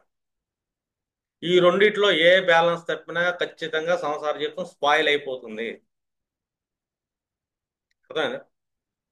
సమన్యాయం అంటాం. వ్యాపారం పెట్టాను నేను, ధర్మం అంటే ఏంటి ఇక్కడ? ద బెస్ట్ క్వాలిటీ ఫుడ్ ఇవ్వటం, క్వాలిటీ ఐటమ్స్ ఇవ్వటం, ఇక్కడ క్వాలిటీ ఇంపార్టెంట్. రెండు, ఆ క్వాలిటీ ఎంతైతే ఉంటుందో దానికి మించిన ప్రైస్ తీసుకోకూడదు, అలాగని తక్కువ తీసుకో, నష్టానికి వెళ్ళదు. సమన్యాయం అంటే కస్టమర్కి మనం ఎంత సర్వీస్ ఇస్తున్నాము, వాళ్ళు ఇచ్చిన అమౌంట్కి మనం అంత న్యాయం ఇవ్వాలి సమంగా. అప్పుడే వీళ్ళు రీటైల్ సెక్షన్లో బిజినెస్లో సక్సెస్ అవుతారు, లేకపోతే ఇబ్బంది పడతారు. వాళ్ళకి మోసం చేద్దాం అనుకున్న క్వాలిటీలో, అర్థమైందా, న్యాయం తప్పిన, ధర్మం తప్పిన బిజినెస్లో లాస్ అవుతారు. సంసారంలో కూడా నేను చాలా మంది చెప్తాను, మీ సప్తమాధిపతి అష్టమంలో పడ్డాడు, సప్తమాధిపతి అష్టమాధిపతితో కలిసి కూర్చున్నాడు, సమన్యాయాన్ని పాటించండి, కట్నం ఇవ్వమాకండి, తీసుకోమాకండి, ఎంత పెడితే అంత అక్కడి నుంచి కూడా ఇక్కడ రావాలి. Equal priority. ధర్మం ఉంది కదా, ఇప్పుడు నైన్త్ హౌస్, నేను ధర్మం గురించి మాట్లాడుతున్నా కదా. నా సప్తమాధిపతి అష్టమంలో పడ్డాడంటే నైన్త్ హౌస్ నుంచి వేయి స్థానాలు పడ్డాడు అసలు. నైన్త్ హౌస్ నుంచి వేయి స్థానాలు ఉన్నాడు, స్పిరిచువల్లో ఉన్నాడు. అంటే ఏంటి ఇక్కడ? ఫస్ట్ నువ్వు స్పిరిచువాలిటీ తెచ్చు. సంసార విషయంలో నువ్వు ఒక స్పిరిచువల్ పర్సన్ అవ్వాలి. అర్థమైందా? రెండోది, మీ సంసారాన్ని, భార్యాభర్తల సంసారాన్ని నలుగురికి ఎక్స్పోజ్ చేయకూడదు. మూడోది, నువ్వు ఏం తీసుకోమా, సమన్యాయం ఉండాలి. ధర్మంలో ఇద్దరూ సమానంగా ప్రవర్తించాలి. భార్య ఎంత ధర్మంగా ఉంటుంది భర్త దగ్గర, భర్త కూడా అంతే ధర్మంగా భార్య దగ్గర ఉండాలి. ఇక్కడ నేను గొప్ప అనకూడదు, నువ్వు తక్కువ అనకూడదు. ఎందుకంటే ఇక్కడ సెవెంత్ లార్డ్ సమన్యాయాధిపతి, అష్టమానికి కనెక్ట్ అయ్యాడు, నైన్త్ నుంచి వేయిస్తాను. ఈక్వల్ ప్రయారిటీ ఇద్దరికీ ఉండాలి. ఇక్కడ మేము అత్తగారు వాళ్ళం అండి, మేము మగపిల్లలం అండి, లేకపోతే మా పరువు పోద్ది తీసుకోపోతే కట్నం అంటావా? నీ జాతకంలో సప్తమ అష్టమంలో ఉన్నాడు, తీసుకోమ్మా. అలాగే డైవర్స్ కూడా అవుతాయి, రేపు పొద్దున కేసులు అవుతాయి, ఉన్నది మొత్తం ఉడిద్ది అంట. ఉన్నది మొత్తం ఉడిద్ది, నో డౌట్. సెవెంత్ లార్డ్ కూర్చున్నాడు కదా, ఎక్కడ కూర్చున్నాడు? ఎయిత్ హౌస్ లో కూర్చున్నాడు. మీరు ఎంతమందిని జాతకాలను చూడండి, భూమి మీద పుట్టిన వాళ్ళే, సప్తమాధిపతి అష్టమంలో కూర్చుంటే వాళ్ళ సంసార జీవితం గురించి బయట చెప్పినా వాళ్ళ సుఖం లేకుండా డైవర్స్ అవుతాయి. వాళ్ళు కట్నాలు ఇచ్చి పెళ్లి చేసుకున్నా డైవర్స్ అవుతాయి, కట్నాలు తీసుకొని పెళ్లి చేసుకున్నా డైవర్స్ అవుతాయి, సంసార జీవితం నిలబడదు. ఎన్ని జాతకాలను చూడండి, నో డౌట్ అది. రెండు భార్యాభర్తలు ఒకరికొకరు గౌరవ మర్యాదలు ఇవ్వకపోయినా డైవర్స్ అవుతాయి, నో డౌట్. న్యాయం ధర్మం తప్పితేనే డైవర్స్ అవుతాయి, సప్తమాధిపతి నష్టంలో కూర్చు. న్యాయం ధర్మం తప్పితేనే seventh house retail section business లో అనుకున్నా కూడా డ్యామేజ్ అయిపోతాడు బిజినెస్ లో, నో డౌట్. యూనివర్సల్ లా అది.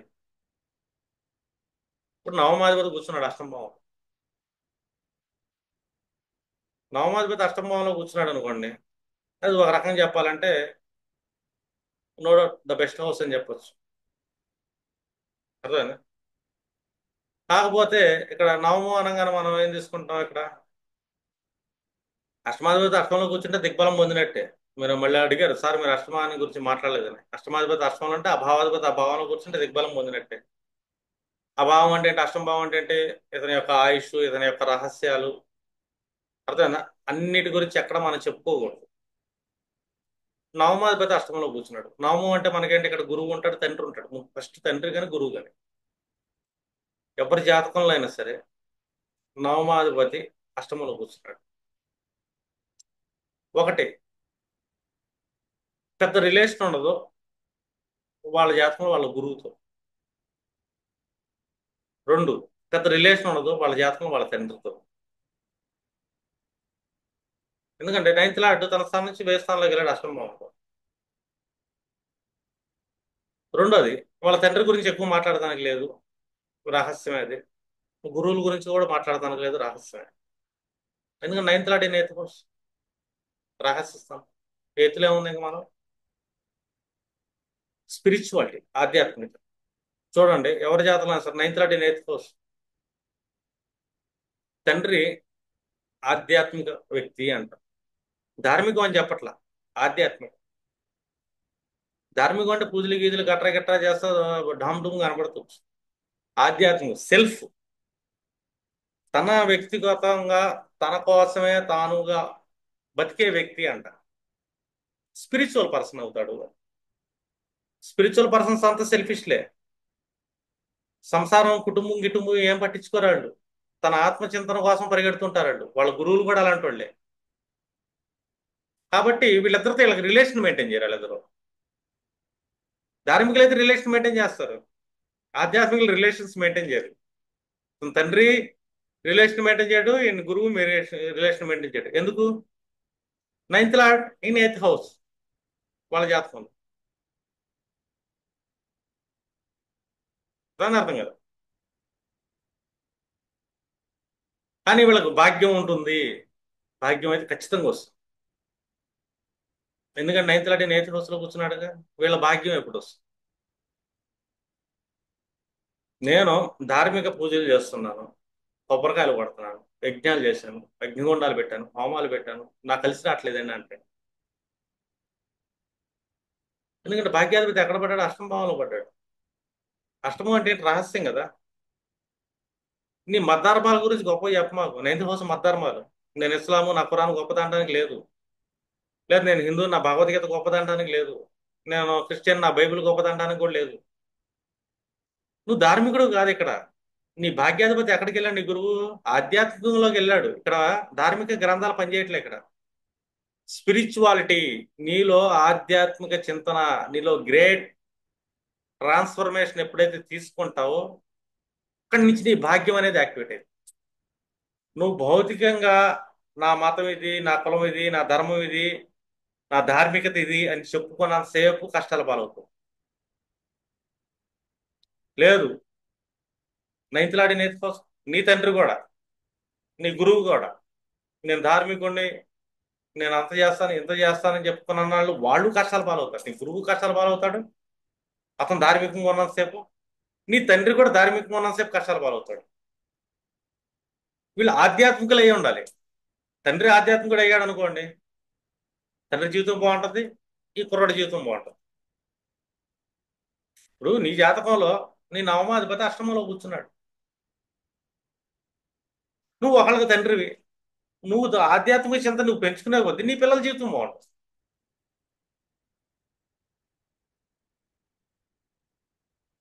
అంతే. లేదు, నీ జాతకంలో నైన్త్ లాడు కూర్చున్నాడు. నీ గురువు ఒక స్పిరిచువల్ పర్సన్. అతను ధార్మిక రిలేషన్స్ మెయింటైన్ చేయడు, ఆధ్యాత్మిక పర్సన్. అతని దగ్గర నువ్వు శిష్యరికం చేసావు, నీ జీవితం బాగుంటుంది. ఎందుకంటే అతను ఆ ట్రాన్స్ఫర్మేషన్ నీలో కూడా తెస్తాడు. స్పిరిచువల్గా వెళ్ళు అని. ఎంతమంది అయినా సరే. మీరు ఆస్ట్రాలజర్స్ అయ్యారు, ఇన్ కేసు మీరు అందరూ ఆస్ట్రాలజర్స్ అయ్యారు, మీ జాతకంలో నైన్త్ లాడిని ఎయిత్ హౌస్ అనుకుందాం. నైన్త్ లాడిని ఎయిత్ హౌస్ అయినప్పుడు మీరు ఒక బిజినెస్ చేద్దాం అనుకుంటే మీరు క్రియేటివిటీ పర్సన్స్ అవుతారు. మీరు ఆస్ట్రాలజీలో ఓన్ క్రియేషన్ క్రియేట్ చేయగలుగుతారు, నో డౌట్. కానీ మీరు స్పిరిచువల్ అయితేనే మీరు ఆస్ట్రాలజికల్ గా సర్వైవల్ అవుతారు, లేకపోతే అవ్వలేదు. మీ భాగ్యం రాదు, అప్పటిదాకా రాదు. ఓన్ క్రియేషన్ లో, ఓన్ లాజిక్స్ తో ఇదే ఆస్ట్రాలజీ ఫీల్డ్ మీరు తీసుకోగలిగితే ఆస్ట్రాలజర్లో ఇన్ కేసు, అర్థమైందా? అప్పుడు మీరు స్పిరిచువల్ పర్సన్స్. భాగ్యం అనేది అప్పుడే వస్తుంది. మీ ఇంటర్నల్ భాగ్యం అనేది మీ దగ్గర గురువుల నుంచి మీకు సందేశం అనేది అప్పుడే దొరికింది. ఎయిత్ హౌస్, నైన్త్ లాంటి ఎయిత్ హౌస్. ఎందుకంటే నైన్త్ హౌస్ అనేది ఒక మనిషి యొక్క భాగ్యం, ఒక మనిషికి అవకాశాలను ఇచ్చేది. ఒక మనిషి యొక్క గురువు అక్కడే ఉంటాడు, గురువుల నుంచి వచ్చే జ్ఞానం అక్కడే ఉంటుంది, తండ్రి అక్కడే ఉంటాడు, తండ్రి నుంచి వచ్చే జ్ఞానం వారసత్వం కూడా అక్కడే ఉంటుంది. అదంతా ఎప్పుడు మనం పొందగలుగుతాము? ఎప్పుడు మనకు అవకాశాలు వస్తాయి అంటే నువ్వు స్పిరిచువల్ అయితే. నువ్వు ఇంటర్నల్ స్పిరిచువాలిటీ రావట్లేదు, ఇంటర్నల్ స్పిరిచువాలిటీ పెరగట్లేదు, నువ్వు ఒంటరిగా వెళ్ళట్లేదు అంటే కనుక నీకు అవకాశాలు ఎప్పటికీ రావు. జాతకంలో పడ్డారు నైన్త్ లాంటి అవకాశాలు రావాలి. నువ్వు ఎంతగా ఒంటరిగా వెళ్ళిపోతూ ఉండాలని నీలో స్పిరిచువాలిటీ పెరుగుతూ ఉండాలి. చూడండి, ఈ కాంబినేషన్ ఆస్ట్రాలజర్ అయితే కనుక ఇతను జనాలకు దూరంగా వెళ్ళిపోతాడు డే బై డే. అవకాశానికి దొరకడు కూడా. ఎందుకంటే అతను స్పిరిచువాలిటీ పెరిగే కొద్దీ ఏకాంతాన్ని కోరుకుంటాడు. ఏకాంతాన్ని కోరుకునేటప్పుడు తన ధ్యానంలోకి వెళ్ళిపోతుంటాడు. కానీ వీళ్ళకి అవకాశాలు ఎంటబడి వస్తుంటాయి అప్పుడే. ఇతను అవకాశాల చుట్టూ పరిగెత్తాడు అనుకో, లేదు నేను ధార్మికంగా అది చేస్తాను, హోమాలు చేస్తాను, యజ్ఞాలు చేస్తాను, బాగా కనపడతాను అంటే బాగా నష్టపోతావు. ఎందుకంటే నీ ధర్మం అనేది అష్టమ భావంలో రహస్య స్థానంలోకి వెళ్తే స్పిరిచువల్ ధర్మం అయింది అది. నీ తండ్రి ఎలాగ ఉండాలి, నువ్వు ఎలాగ ఉంటావు. నీ గురువు ఎలాగ ఉంటే నువ్వు ఎలాగ ఉంటావు. ఇది తప్పితేనే తిరగబడతాయి అవకాశాలు. అంటే ఫార్చ్యూన్ కోల్పోతాం అని. అంటే నీలో పెంచుకునే జ్ఞానం ఏదైతే ఉంటుందో ఆ జ్ఞానాన్ని రహస్యంగా ఉంచుకోవాలి, నీ క్రియేటివిటీని రహస్యంగా ఉంచుకోవాలి. నీకు చాలా క్రియేటివిటీ ఉండొచ్చు నీకు, అదే ఇన్ కేస్, కానీ అది రహస్యంగానే ఉంటుంది. నీ ఆధ్యాత్మిక చింతన రహస్యంగా ఉంటుంది, నీ జపం రహస్యంగానే ఉంటుంది. నువ్వు కనపడవు, ఒక నార్మల్ పీపుల్ లా తిరుగుతూ ఉంటావు అంతే. ఎందుకంటే నీకు ఆ కాంబినేషన్ ఉంది. ఇప్పుడు 10th లాట్ ఇన్ కేసు కేతువులో పడ్డాడు అనుకోండి, ఇది కొంచెం డిస్టర్బెన్స్. ఎందుకంటే 10th హౌస్ లాట్ ఎయిత్లో పడ్డాడు. 10th అంటే ఏంటి? మన స్టేటస్. నేను అంత తోపు, నేను ఎంత తురుము అని చెప్పుకోకూడదు. నేను అంత కర్మలు చేస్తాను, ఎంత కర్మలు చేస్తానని చెప్పుకోకూడదు. ఎందుకంటే అష్టంభావంగా రహస్యంలో పడింది కదా 10వ భావాధిపతి. ఎందుకంటే 8th హౌస్ లో పడ్డాడు ఆయన. ప్రధాన అర్థం కాదు. కానీ నీకు నేము ఫేము కాదు, నీ కర్మఫలం బాగుండాలి. First rule 1.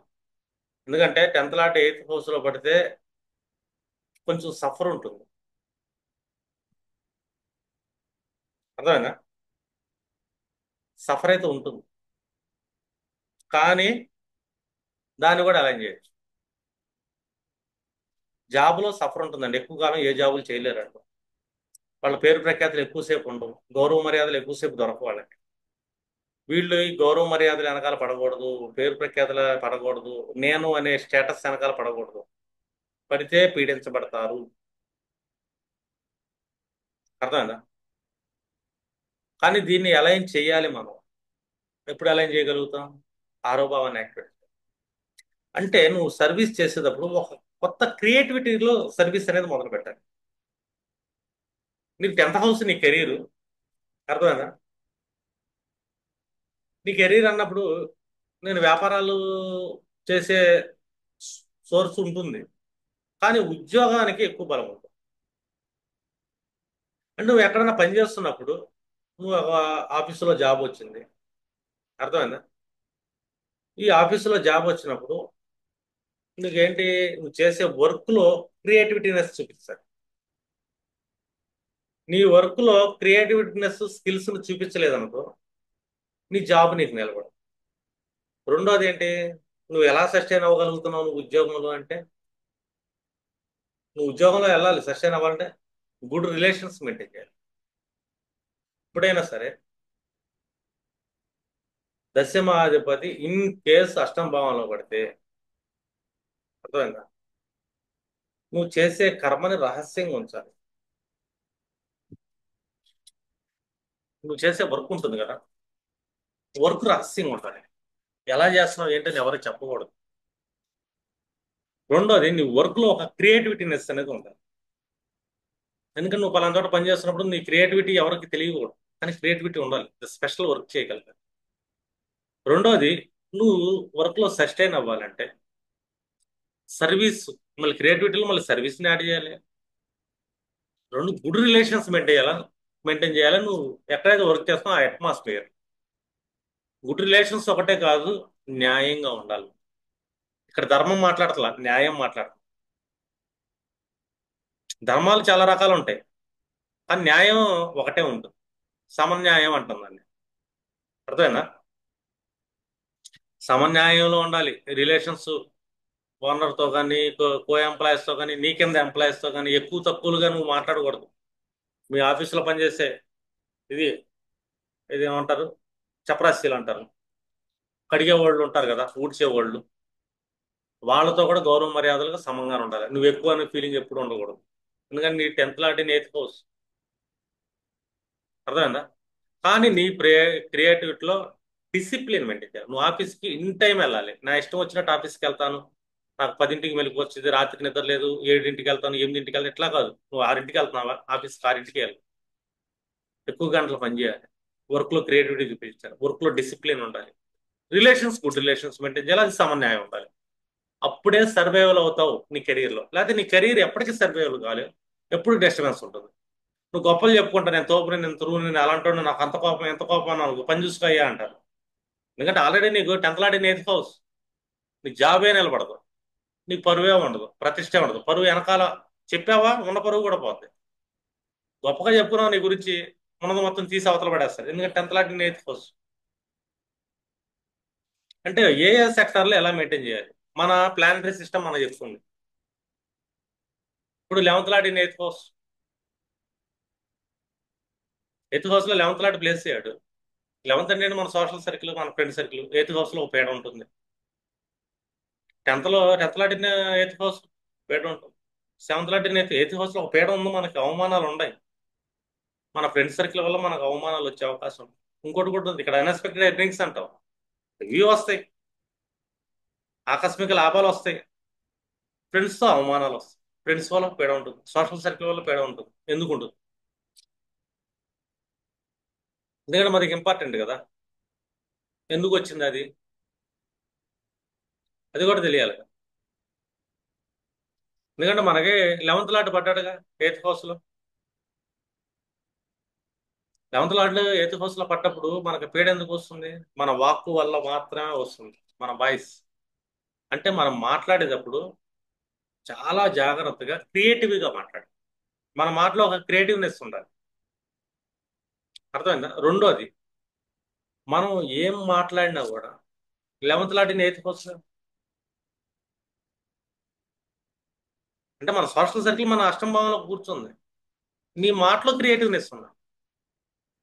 రెండోది ఏముండాలి? నువ్వు నీ సమాజానికి నువ్వు ఒక ఎసెట్గా మారాలి. వాళ్ళు సస్టైన్ అవడానికి నువ్వు సలహా ఇవ్వగలవు. వాళ్ళని ఎలా సస్టైన్ చేయాలో నువ్వు చెప్పగలగాలి. అదే నీ క్రియేటివ్నెస్. అర్థమైందా? నీ క్రియేటివ్నెస్ అది. ఎందుకంటే 11th లాట్ ఎయిత్ హౌస్. నువ్వు సర్వేలు అవ్వాలి, నీకు లాభాలు రావాలి, అన్ఎక్స్పెక్టెడ్ ఎర్నింగ్స్ వస్తాయి, ఖచ్చితంగా వస్తాయి. ఫ్రెండ్స్ వల్ల బాధలు ఉంటాయి. ఎందుకుంటే బాధలు అంటే నీ నోట్లో మాట సరిగ్గా లేకపోతే బాధలు ఉంటాయి. నువ్వు అవతల వాళ్ళకి ఉపయోగకరంగా మాట్లాడకపోతే ఇబ్బంది ఉంటుంది. అర్థమైంది? అర్థం కాదు. వ్యాపార ధోరణి అవలంబిస్తే బాధలు ఉంటాయి. ఇక్కడ వ్యాపార ధోరణి కాదు కావాల్సింది ఇక్కడ. అర్థమైనా? నీ ఆలోచనలో క్రియేటివిటీ ఉండాలి, నీ మాటలో క్రియేటివిటీ ఉండాలి. అర్థమైందా? నువ్వు అవతల వాళ్ళకి సర్వీస్ లో, నువ్వు చేసే సర్వీస్ లో వాళ్ళు సస్టైన్ అవ్వాలి. నీ కమ్యూనికేషన్ లో కూడా వాళ్ళు సస్టైన్ అవ్వాలి. అప్పుడు నీకు లాభాలు. లేకపోతే అవమానాలు. ఎందుకంటే 11th లాట్ నేర్చుకోవచ్చు. చాలా మోస్ట్ ఇంపార్టెంట్ అది. మనం ప్రెడిక్షన్ చేసేటప్పుడు వాళ్ళకి అలైన్మెంట్ కూడా ఇవ్వాలి. ఈ అలైన్మెంట్ లో వీళ్ళ జీవితంలో ప్రయాణం చేయకపోతే ఇబ్బంది. రెండోది, 11th లాట్ నేర్చుకోవచ్చు. నీకు వచ్చే లాభాలు, నీ అన్ఎక్స్పెక్టెడ్ ఎర్నింగ్స్ ఎప్పుడు ఎవరితో షేర్ చేయకూడదు. సీక్రెట్ కొంచెం. నీకు సోషల్ సర్కిల్ చాలా ఉంటుంది, నీ సోషల్ రిలేషన్స్ కూడా చాలా ఉంటాయి. సీక్రెట్ కొంచెం ఖచ్చితంగా ఉంటాయి. లేకుండా అయితే ఉండవు కదా. 11th లాట్ ఎయిత్ హౌస్ ఉన్నప్పుడు నీ మాట బాగాలేదు అనుకో, నువ్వు అవతల వాళ్ళకి నీ మాటల ద్వారా లాభాన్ని చూపించలేదు అనుకో, ఇదే సోషల్ సర్కిల్ అవమానాలు ఉంటాయి. అర్థందా? సోషల్ సర్కిల్ తో వ్యాపార గుణంగా ఉండకూడదు. నువ్వు సర్వీస్ లో ఉండాలి. సర్వీస్ లో లాభం చూపించాలి వాళ్ళకి. నీ ఆలోచనలో క్రియేటివిటీ ఉండాలి, నువ్వు మాట్లాడే మాటల్లో క్రియేటివిటీ. ఈ రెండు important. 11th lot eighth house. ఇప్పుడు 12th లాట్ ఎయిత్ హౌస్. అర్థందా? 12th లాట్ ఎయిత్ హౌస్ మనం తీసుకున్నాం అనుకో, ఇప్పుడు నువ్వు చేసే బిజినెస్ లో క్రియేటివిటీ ఉండాలి. నువ్వు బిజినెస్ చేస్తున్నావు, క్రియేటివిటీ ఉండాలి. లేదు, ఎయిత్ హౌస్ కు సంబంధించిన ప్రొడక్షన్ కానీ ఆస్ట్రాలజీ కానీ ఏది చేసినా కూడా నీకు సస్టైన్ అవ్వగలుగుతావు. 12th lord eighth house. ఇప్పుడు ఇన్ కేసు నువ్వు ఒక ఆస్ట్రాలజర్ అయ్యావు, నీ 12th లాట్ ఎయిత్ హౌస్ లో కూర్చుంది. అర్థమైంది? వీళ్ళ ఇంట్యూషన్ లెవెల్స్, వీళ్ళ ఇంట్యూటివ్నెస్ అనేది పీక్ స్టేజ్లో ఉంటుంది. వాస్తవం చెప్పాలి, గాడ్ గిఫ్టెడ్ అంటారు ఈయన. ఎందుకంటే 12th లాట్ ఎయిత్ హౌస్ విపరీత రాజ్యోగం అది. 6th లాట్ ఎయిత్ హౌస్ విపరీత రాజ్యోగం. ఈ రాజ్యోగాలు యాక్టివేట్ అవుతాయి. ఎందుకు పీక్ స్టేజ్ లో ఉంటుంది? వీళ్ళ ఇంట్యూటివ్నెస్, వీళ్ళ ఇంట్యూషన్స్ ఎందుకు పీక్ స్టేజ్ లో ఉంటుంది? 12th లాట్ కూర్చున్నాడు కదా. వీళ్ళు day by day spiritual persons అయ్యే కొద్దీ వీళ్ళ ఇంట్యూషన్స్ హయ్యర్ లెవెల్లో ఉంటాయి. ఒక ఆస్ట్రాలజర్ అయ్యావు నువ్వు, నువ్వు నార్మల్గా అందరిలాగానే చదువుతావు, పుస్తకాలు ఫాలో అవుతావు. కానీ సెకండ్ హౌస్ చూస్తున్నాయి. కానీ నువ్వు ఒకసారి నువ్వు మాట్లాడుతూ మొదలు పెట్టిన తర్వాత పుస్తకాల్లో ఏముండదు, ఇక ఈ own creation. Higher level intuitions activate అవుతాయి. అప్పటికప్పుడు వాళ్ళ ఇంట్యూషన్స్ పీక్ స్టేజ్లోకి వెళ్ళిపోయి ఆస్ట్రాలజీని చెప్పడం మొదలు. ఎందుకంటే అక్కడ 12th లాట్ కూర్చున్నాడు, మోక్షాధిపతి కూర్చున్నాడు, హయ్యర్ ఇంట్యూషన్ డీప్ రీసెర్చ్ లో కూర్చున్నాడు. ఎప్పుడు అవుతుంది ఇదంటే వీళ్ళు స్పిరిచువల్ పర్సన్ అయినప్పుడు. వీళ్ళు స్పిరిచువల్ పర్సన్ అయినప్పుడు ఆస్ట్రాలజీ దగ్గర ఎలా ఉంటుందంటే వాళ్ళ ఇంట్యూషన్ లెవెల్స్ పుస్తకాల్లో దొరికే కామన్ పదాలు మాట్లాడుతూ ఉండదు వీళ్ళకి. వీళ్ళ క్రియేషన్ విత్ రీసెర్చ్ క్రియేషన్స్ వీళ్ళ నుంచి అప్పటికప్పుడు పుడక మొదలు పడతాయి ఆన్ ది స్పాట్. జాతకం చూసి చెప్పడం కాదు, మనిషి అలా వెళ్ళగా నీకు అట్లా జరిగింది కదా అని చెప్పేస్తారండి, నీకు అది అవుతుంది కదా అంటారు. నిజంగా అదే అవుతుంది అక్కడ. ఇది గాడ్ గిఫ్టెడ్ అంటారు. అంటే వాళ్ళ ఇంటూనెస్ అనేది అంత పీక్ స్టేజ్లోకి వెళ్తుంది. కానీ వీళ్ళు రహస్యంగా ఉండాలి, గుప్తదానాలు చేయాలి. రెండోది, వాళ్ళకున్న ఇంటూటివ్నెస్ ఏదైతే ఉందో దాన్ని చాలా సీక్రెట్ గా దాయగలగాలి. వాళ్ళ దగ్గర ఉన్న ఆస్ట్రాలజికల్ నాలెడ్జ్ ని చాలా హైడ్ చేయగలగాలి. ఎందుకంటే 12th lot in 8th house, వాళ్ళ స్పిరిచువల్నెస్ ని దాయగలగాలి, వాళ్ళు చేసే ఉపాసన దాయగలగాలి. అర్థమైందా? వాళ్ళు చేసే ఆత్మ ఉపాసన దాయగలగాలి. ఎందుకంటే మోక్షం కోసం వాళ్ళు చేసే ఎవ్రీ స్టెప్ అనేది దాయగలగాలి.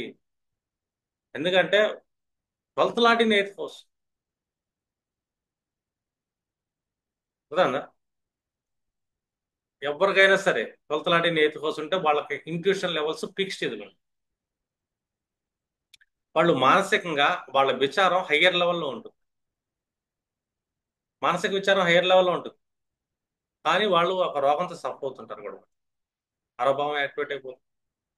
కానీ వాళ్ళు రిలేషన్స్ లో క్రియేటివ్నెస్ ఉంది. వాళ్ళకి ఎలా అంటే అకల్ట్ సబ్జెక్ట్ వాళ్ళ సస్టైన్ కూడా అవుతుంది.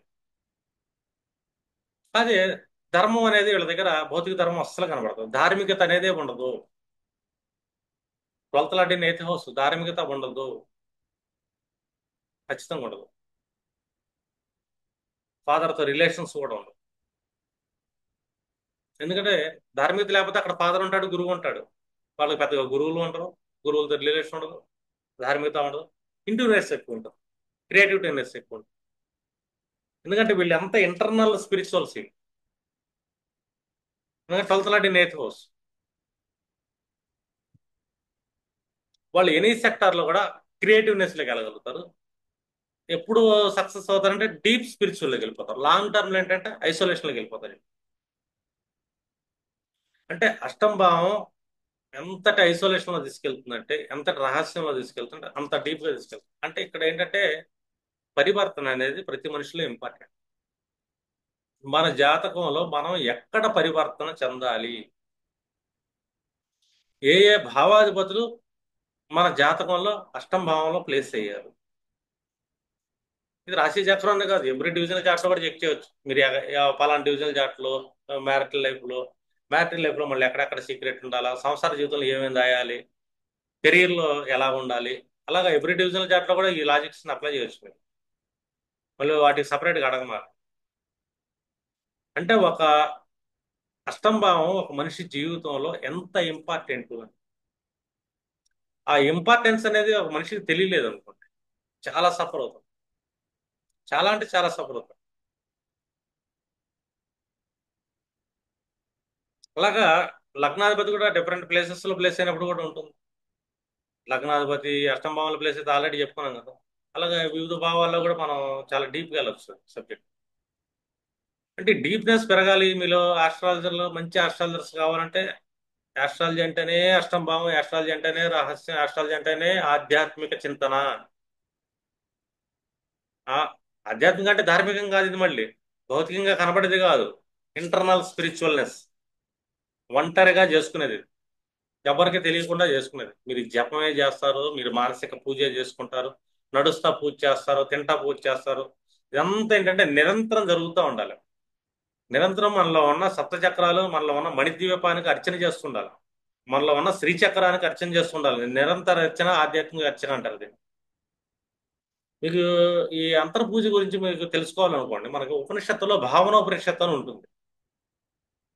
ఈ భావనోపనిషత్తు అనేది మీరు కమాండింగ్ బాగా చదివారు అనుకోండి, అసలు మన బాడీలో సప్త సముద్రాలు ఎక్కడ ఉంటాయి, సప్తనాడులు ఎక్కడ ఉంటాయి, నవరంధ్రాలు ఎలా ఉంటాయి, ఆ బ్రహ్మరంధ్రం ఎలా ఉంటుంది, మణిద్వీపం ఎలా ఉంటుంది, కౌళ పూజలు ఎలా ఉంటాయి, ఎన్ని అంతర్గత అగ్నిహోత్రం ఎలా చేయాలి, ఇదంతా ఏంటంటే మీకు అది పెద్ద సబ్జెక్ట్. అది భావనోపనిషత్తు చదివితే మీకు ఐడియా వస్తుంది. అంటే అంతర్గత పూజకి ఒక ఆధ్యాత్మికమైన వ్యక్తికి అర్థమైందా, ఎడా పింగళని ఎలా యాక్టివేట్ చేయాలి, కుంభకాలు ఎలా యాక్టివేట్ చేసుకోవాలి, ఇదంతా చేయాలి. లైన్ బై లైన్ మీకు డీప్ నాలెడ్జ్ కావాలి. అరిషట్ వర్గాలను ఎలా కంట్రోల్ చేయాలి, త్రిగుణాలను ఎలా కంట్రోల్ చేయాలి, త్రిశక్తులను ఎలా కంట్రోల్ చేయాలి, కంప్లీట్ నాలెడ్జ్ అనేది భావన ఉపనిషత్తులో ఉంటుంది. ఇది అష్టం భావన సంబంధించిన జ్ఞానం. మీరు ఎవ్రీ ఆస్ట్రాలర్స్ ఆ ఉపనిషత్ జ్ఞానాన్ని మీరు సంపాదించుకొని మీరు అంతర్గత పూజలోకి వెళ్ళిపోయి స్పిరిచువల్నెస్ లో పెరగాలి. ఇంకా ధార్మికత ఉండదు ఇక్కడ. అర్థమైందా? ఎవ్రీ ఆస్ట్రాలర్స్ కి తను అష్టం భావాన్ని కనెక్ట్ అయ్యాడు అంటే అర్థం ఏంటి, తన ధర్మం ఎక్కడికి వెళ్ళిపోయింది, అష్టమంలోకి వెళ్ళిపోయింది. ఇక్కడ మత ధర్మాలు ఉండవు ఇంకా. అర్థమైందా? భౌతిక పూజలు ఉండవు ఇంకా. ఆధ్యాత్మిక పూజ అంటే ఏంటి ఇక్కడ, జ్ఞానులు ముముక్షులు చేస్తారు. ఇప్పుడు అష్టంభావం జ్ఞానం తీసుకుంటున్నాం అంటే మనం ముముక్షులం అవుతున్నాము అని. ప్రతినిత్యం 24/7 అంతర్గత పూజలో ఉంటారు అని. ఏదో అరగంట జపం చేసాం, గంట జపం చేసాం, గంట సేపు నేను పూజ చేశానంటే డైలీ ఈ స్తోత్రం ఒక గంట చేస్తాను పూజ అనేది ఉండదు ఇంకా. ఆ పూజలు చేసేది ఎవరు అంటే భౌతిక అవసరాలు తీర్చడం కోసం, భౌతిక కష్టాలు పోవటం కోసం మాత్రమే పూజలు రెమెడీలు భౌతికంగా ఇస్తాం మనం. స్పిరిచువల్నెస్ కి అంతర్గత పూజ ఏమి ఉంటుంది, భౌతికంగా ఏమి ఉండదు వీళ్ళకి. అర్థమైందా? అది 24/7 ఉంటుంది. భౌతికంగా మనిషి పనిచేస్తుంటాం అంతే. అంతర్గత స్పిరిచువల్నెస్ ఉంటుంది. ఈ స్పిరిచువల్ ఎవరికి కనపడదు చేసేది. అంతర్గతంలో శ్రీచక్రాన్ని పూజ చేసుకుంటాం, మన బాడీలో ఉన్న నవరంధ్రాలు నవచక్రాలకు మనం పూజ ఉంటుంది. ఈ జ్ఞానం మీకు భావన ఉపనిషత్తునే ఉంటుంది. చదవండి మీరు, మీకు మంచి ఐడియా వస్తుంది. అప్పుడు మీకు నాలెడ్జ్ కూడా వస్తుంది. అష్టం భావానికి సంబంధించిన ఆధ్యాత్మిక జ్ఞానం అనేది దాంట్లో దొరికింది. ఉం? అర్థమైంది? ఎప్పుడైనా సరే మోక్ష త్రికోణంలో 4 అనగానే 4 గదులు ఇల్లు, 4 బార్డర్స్ దాటేది ఇది వెళ్ళకూడదు. ఏ భావాధిపతి పడ్డా, అష్టమంలో పడ్డాడా గ్రహం, నీకు తప్పించి ఎవరో తెలియకూడదు, భార్యకి పిల్లలు కూడా. అర్థమైందా? 12లో పడ్డావా, అది నువ్వు కూడా పట్టించుకోకూడదు. నువ్వు చేసే దానం కూడా ఏది తెలియకూడదు. 12లో ఏ భావాలు పడ్డా కూడా వాటికి సంబంధించిన డీప్ దీంట్లోకి వెళ్ళిపోవాలి. అందుకే 4, 8, 12 అనేవి మోక్ష త్రికోణాలు అయ్యాయి. ఇది బయటికి తెలిస్తే ఆ భావాలకు మోక్షం కలిగిద్ది అని. అంటే వాటిని మనం కోల్పోతాము అని అర్థం ఇక్కడ. భావాలకు మోక్షం కలిగిద్ది అంటే అర్థమైందా, అర్థం కలదా? పంచమాధిపతి పడ్డాడు, సంతానం గురించి నీ తెలివితేటల గురించి ఎక్స్పోజ్ చేయమాకు, లేకపోతే వీటికి మోక్షం కలిగిద్ది. ద్వితీయాధిపతి పడ్డాడు, నీ అక్యుములేషన్ దాచే డబ్బుల గురించి ఎక్కడ తెలియని మాకు, నీకు మోక్షం కలిగిద్ది. అంటే నీ దగ్గర డబ్బు లేకుండా పోతుంది. భాగ్యాధిపతి పడ్డాడు, అర్థమైందా, ధర్మాల గురించి ఎక్స్పోజ్ చేయమాకు, మీరు ఆధ్యాత్మికంగా వెళ్ళాలి అని. మీ ధర్మం ఏంటి, ఆధ్యాత్మికంగా వెళ్ళాలి. మీ జ్ఞానం ఆధ్యాత్మికంగా వెళ్ళాలి. పంచమాధిని అష్టము మీ తెలివితేటలో రీసెర్చ్ చేయాలి. మీ తెలివితేటలు కాదు, పంచమంలో నీ పూర్వపుణ్యం ఉంటుంది, నీ జ్ఞానం ఉంటుంది, నీ కులదైవం ఉంటుంది, నీ భక్తి ఉంటుంది. అది ఆధ్యాత్మికంగా మారాలి. ఇది 8th హౌస్ కు సంబంధించిన సిస్టమ్ ఇది. ఎందుకంటే ఇది రంధ్రభావం, ఆక్సిజన్ ఉండదు ఇక్కడ, చీకటి భావం. ఇది రహస్యం, ఎవరు తెలియకూడదు. అష్టమంలో పడిందంటే అది నీకు మాత్రమే తెలియాలి, మూడో కంటికి తెలియకూడదు. నీకుండే 2 కళ్ళే కదా. మూడో కంటే నీ జ్ఞానం అనేది ఉంటుంది, దాన్ని మనం అగ్నినేత్రం అంటాం మనం. అర్థమైందా? అప్పుడు 4వ కంటికి తెలియకూడదు. అష్టం భావం అంటే అది రహస్యం అని. అలైన్మెంట్స్ కూడా అలాగే చేసుకుంటుండాలి. ఈ వీడియో ఒకసారి అనండి, మళ్ళీ మీకు ఒక ఐడియా వస్తుంది. సరే, ఇది ఇక్కడ క్లోజ్ చేద్దాం.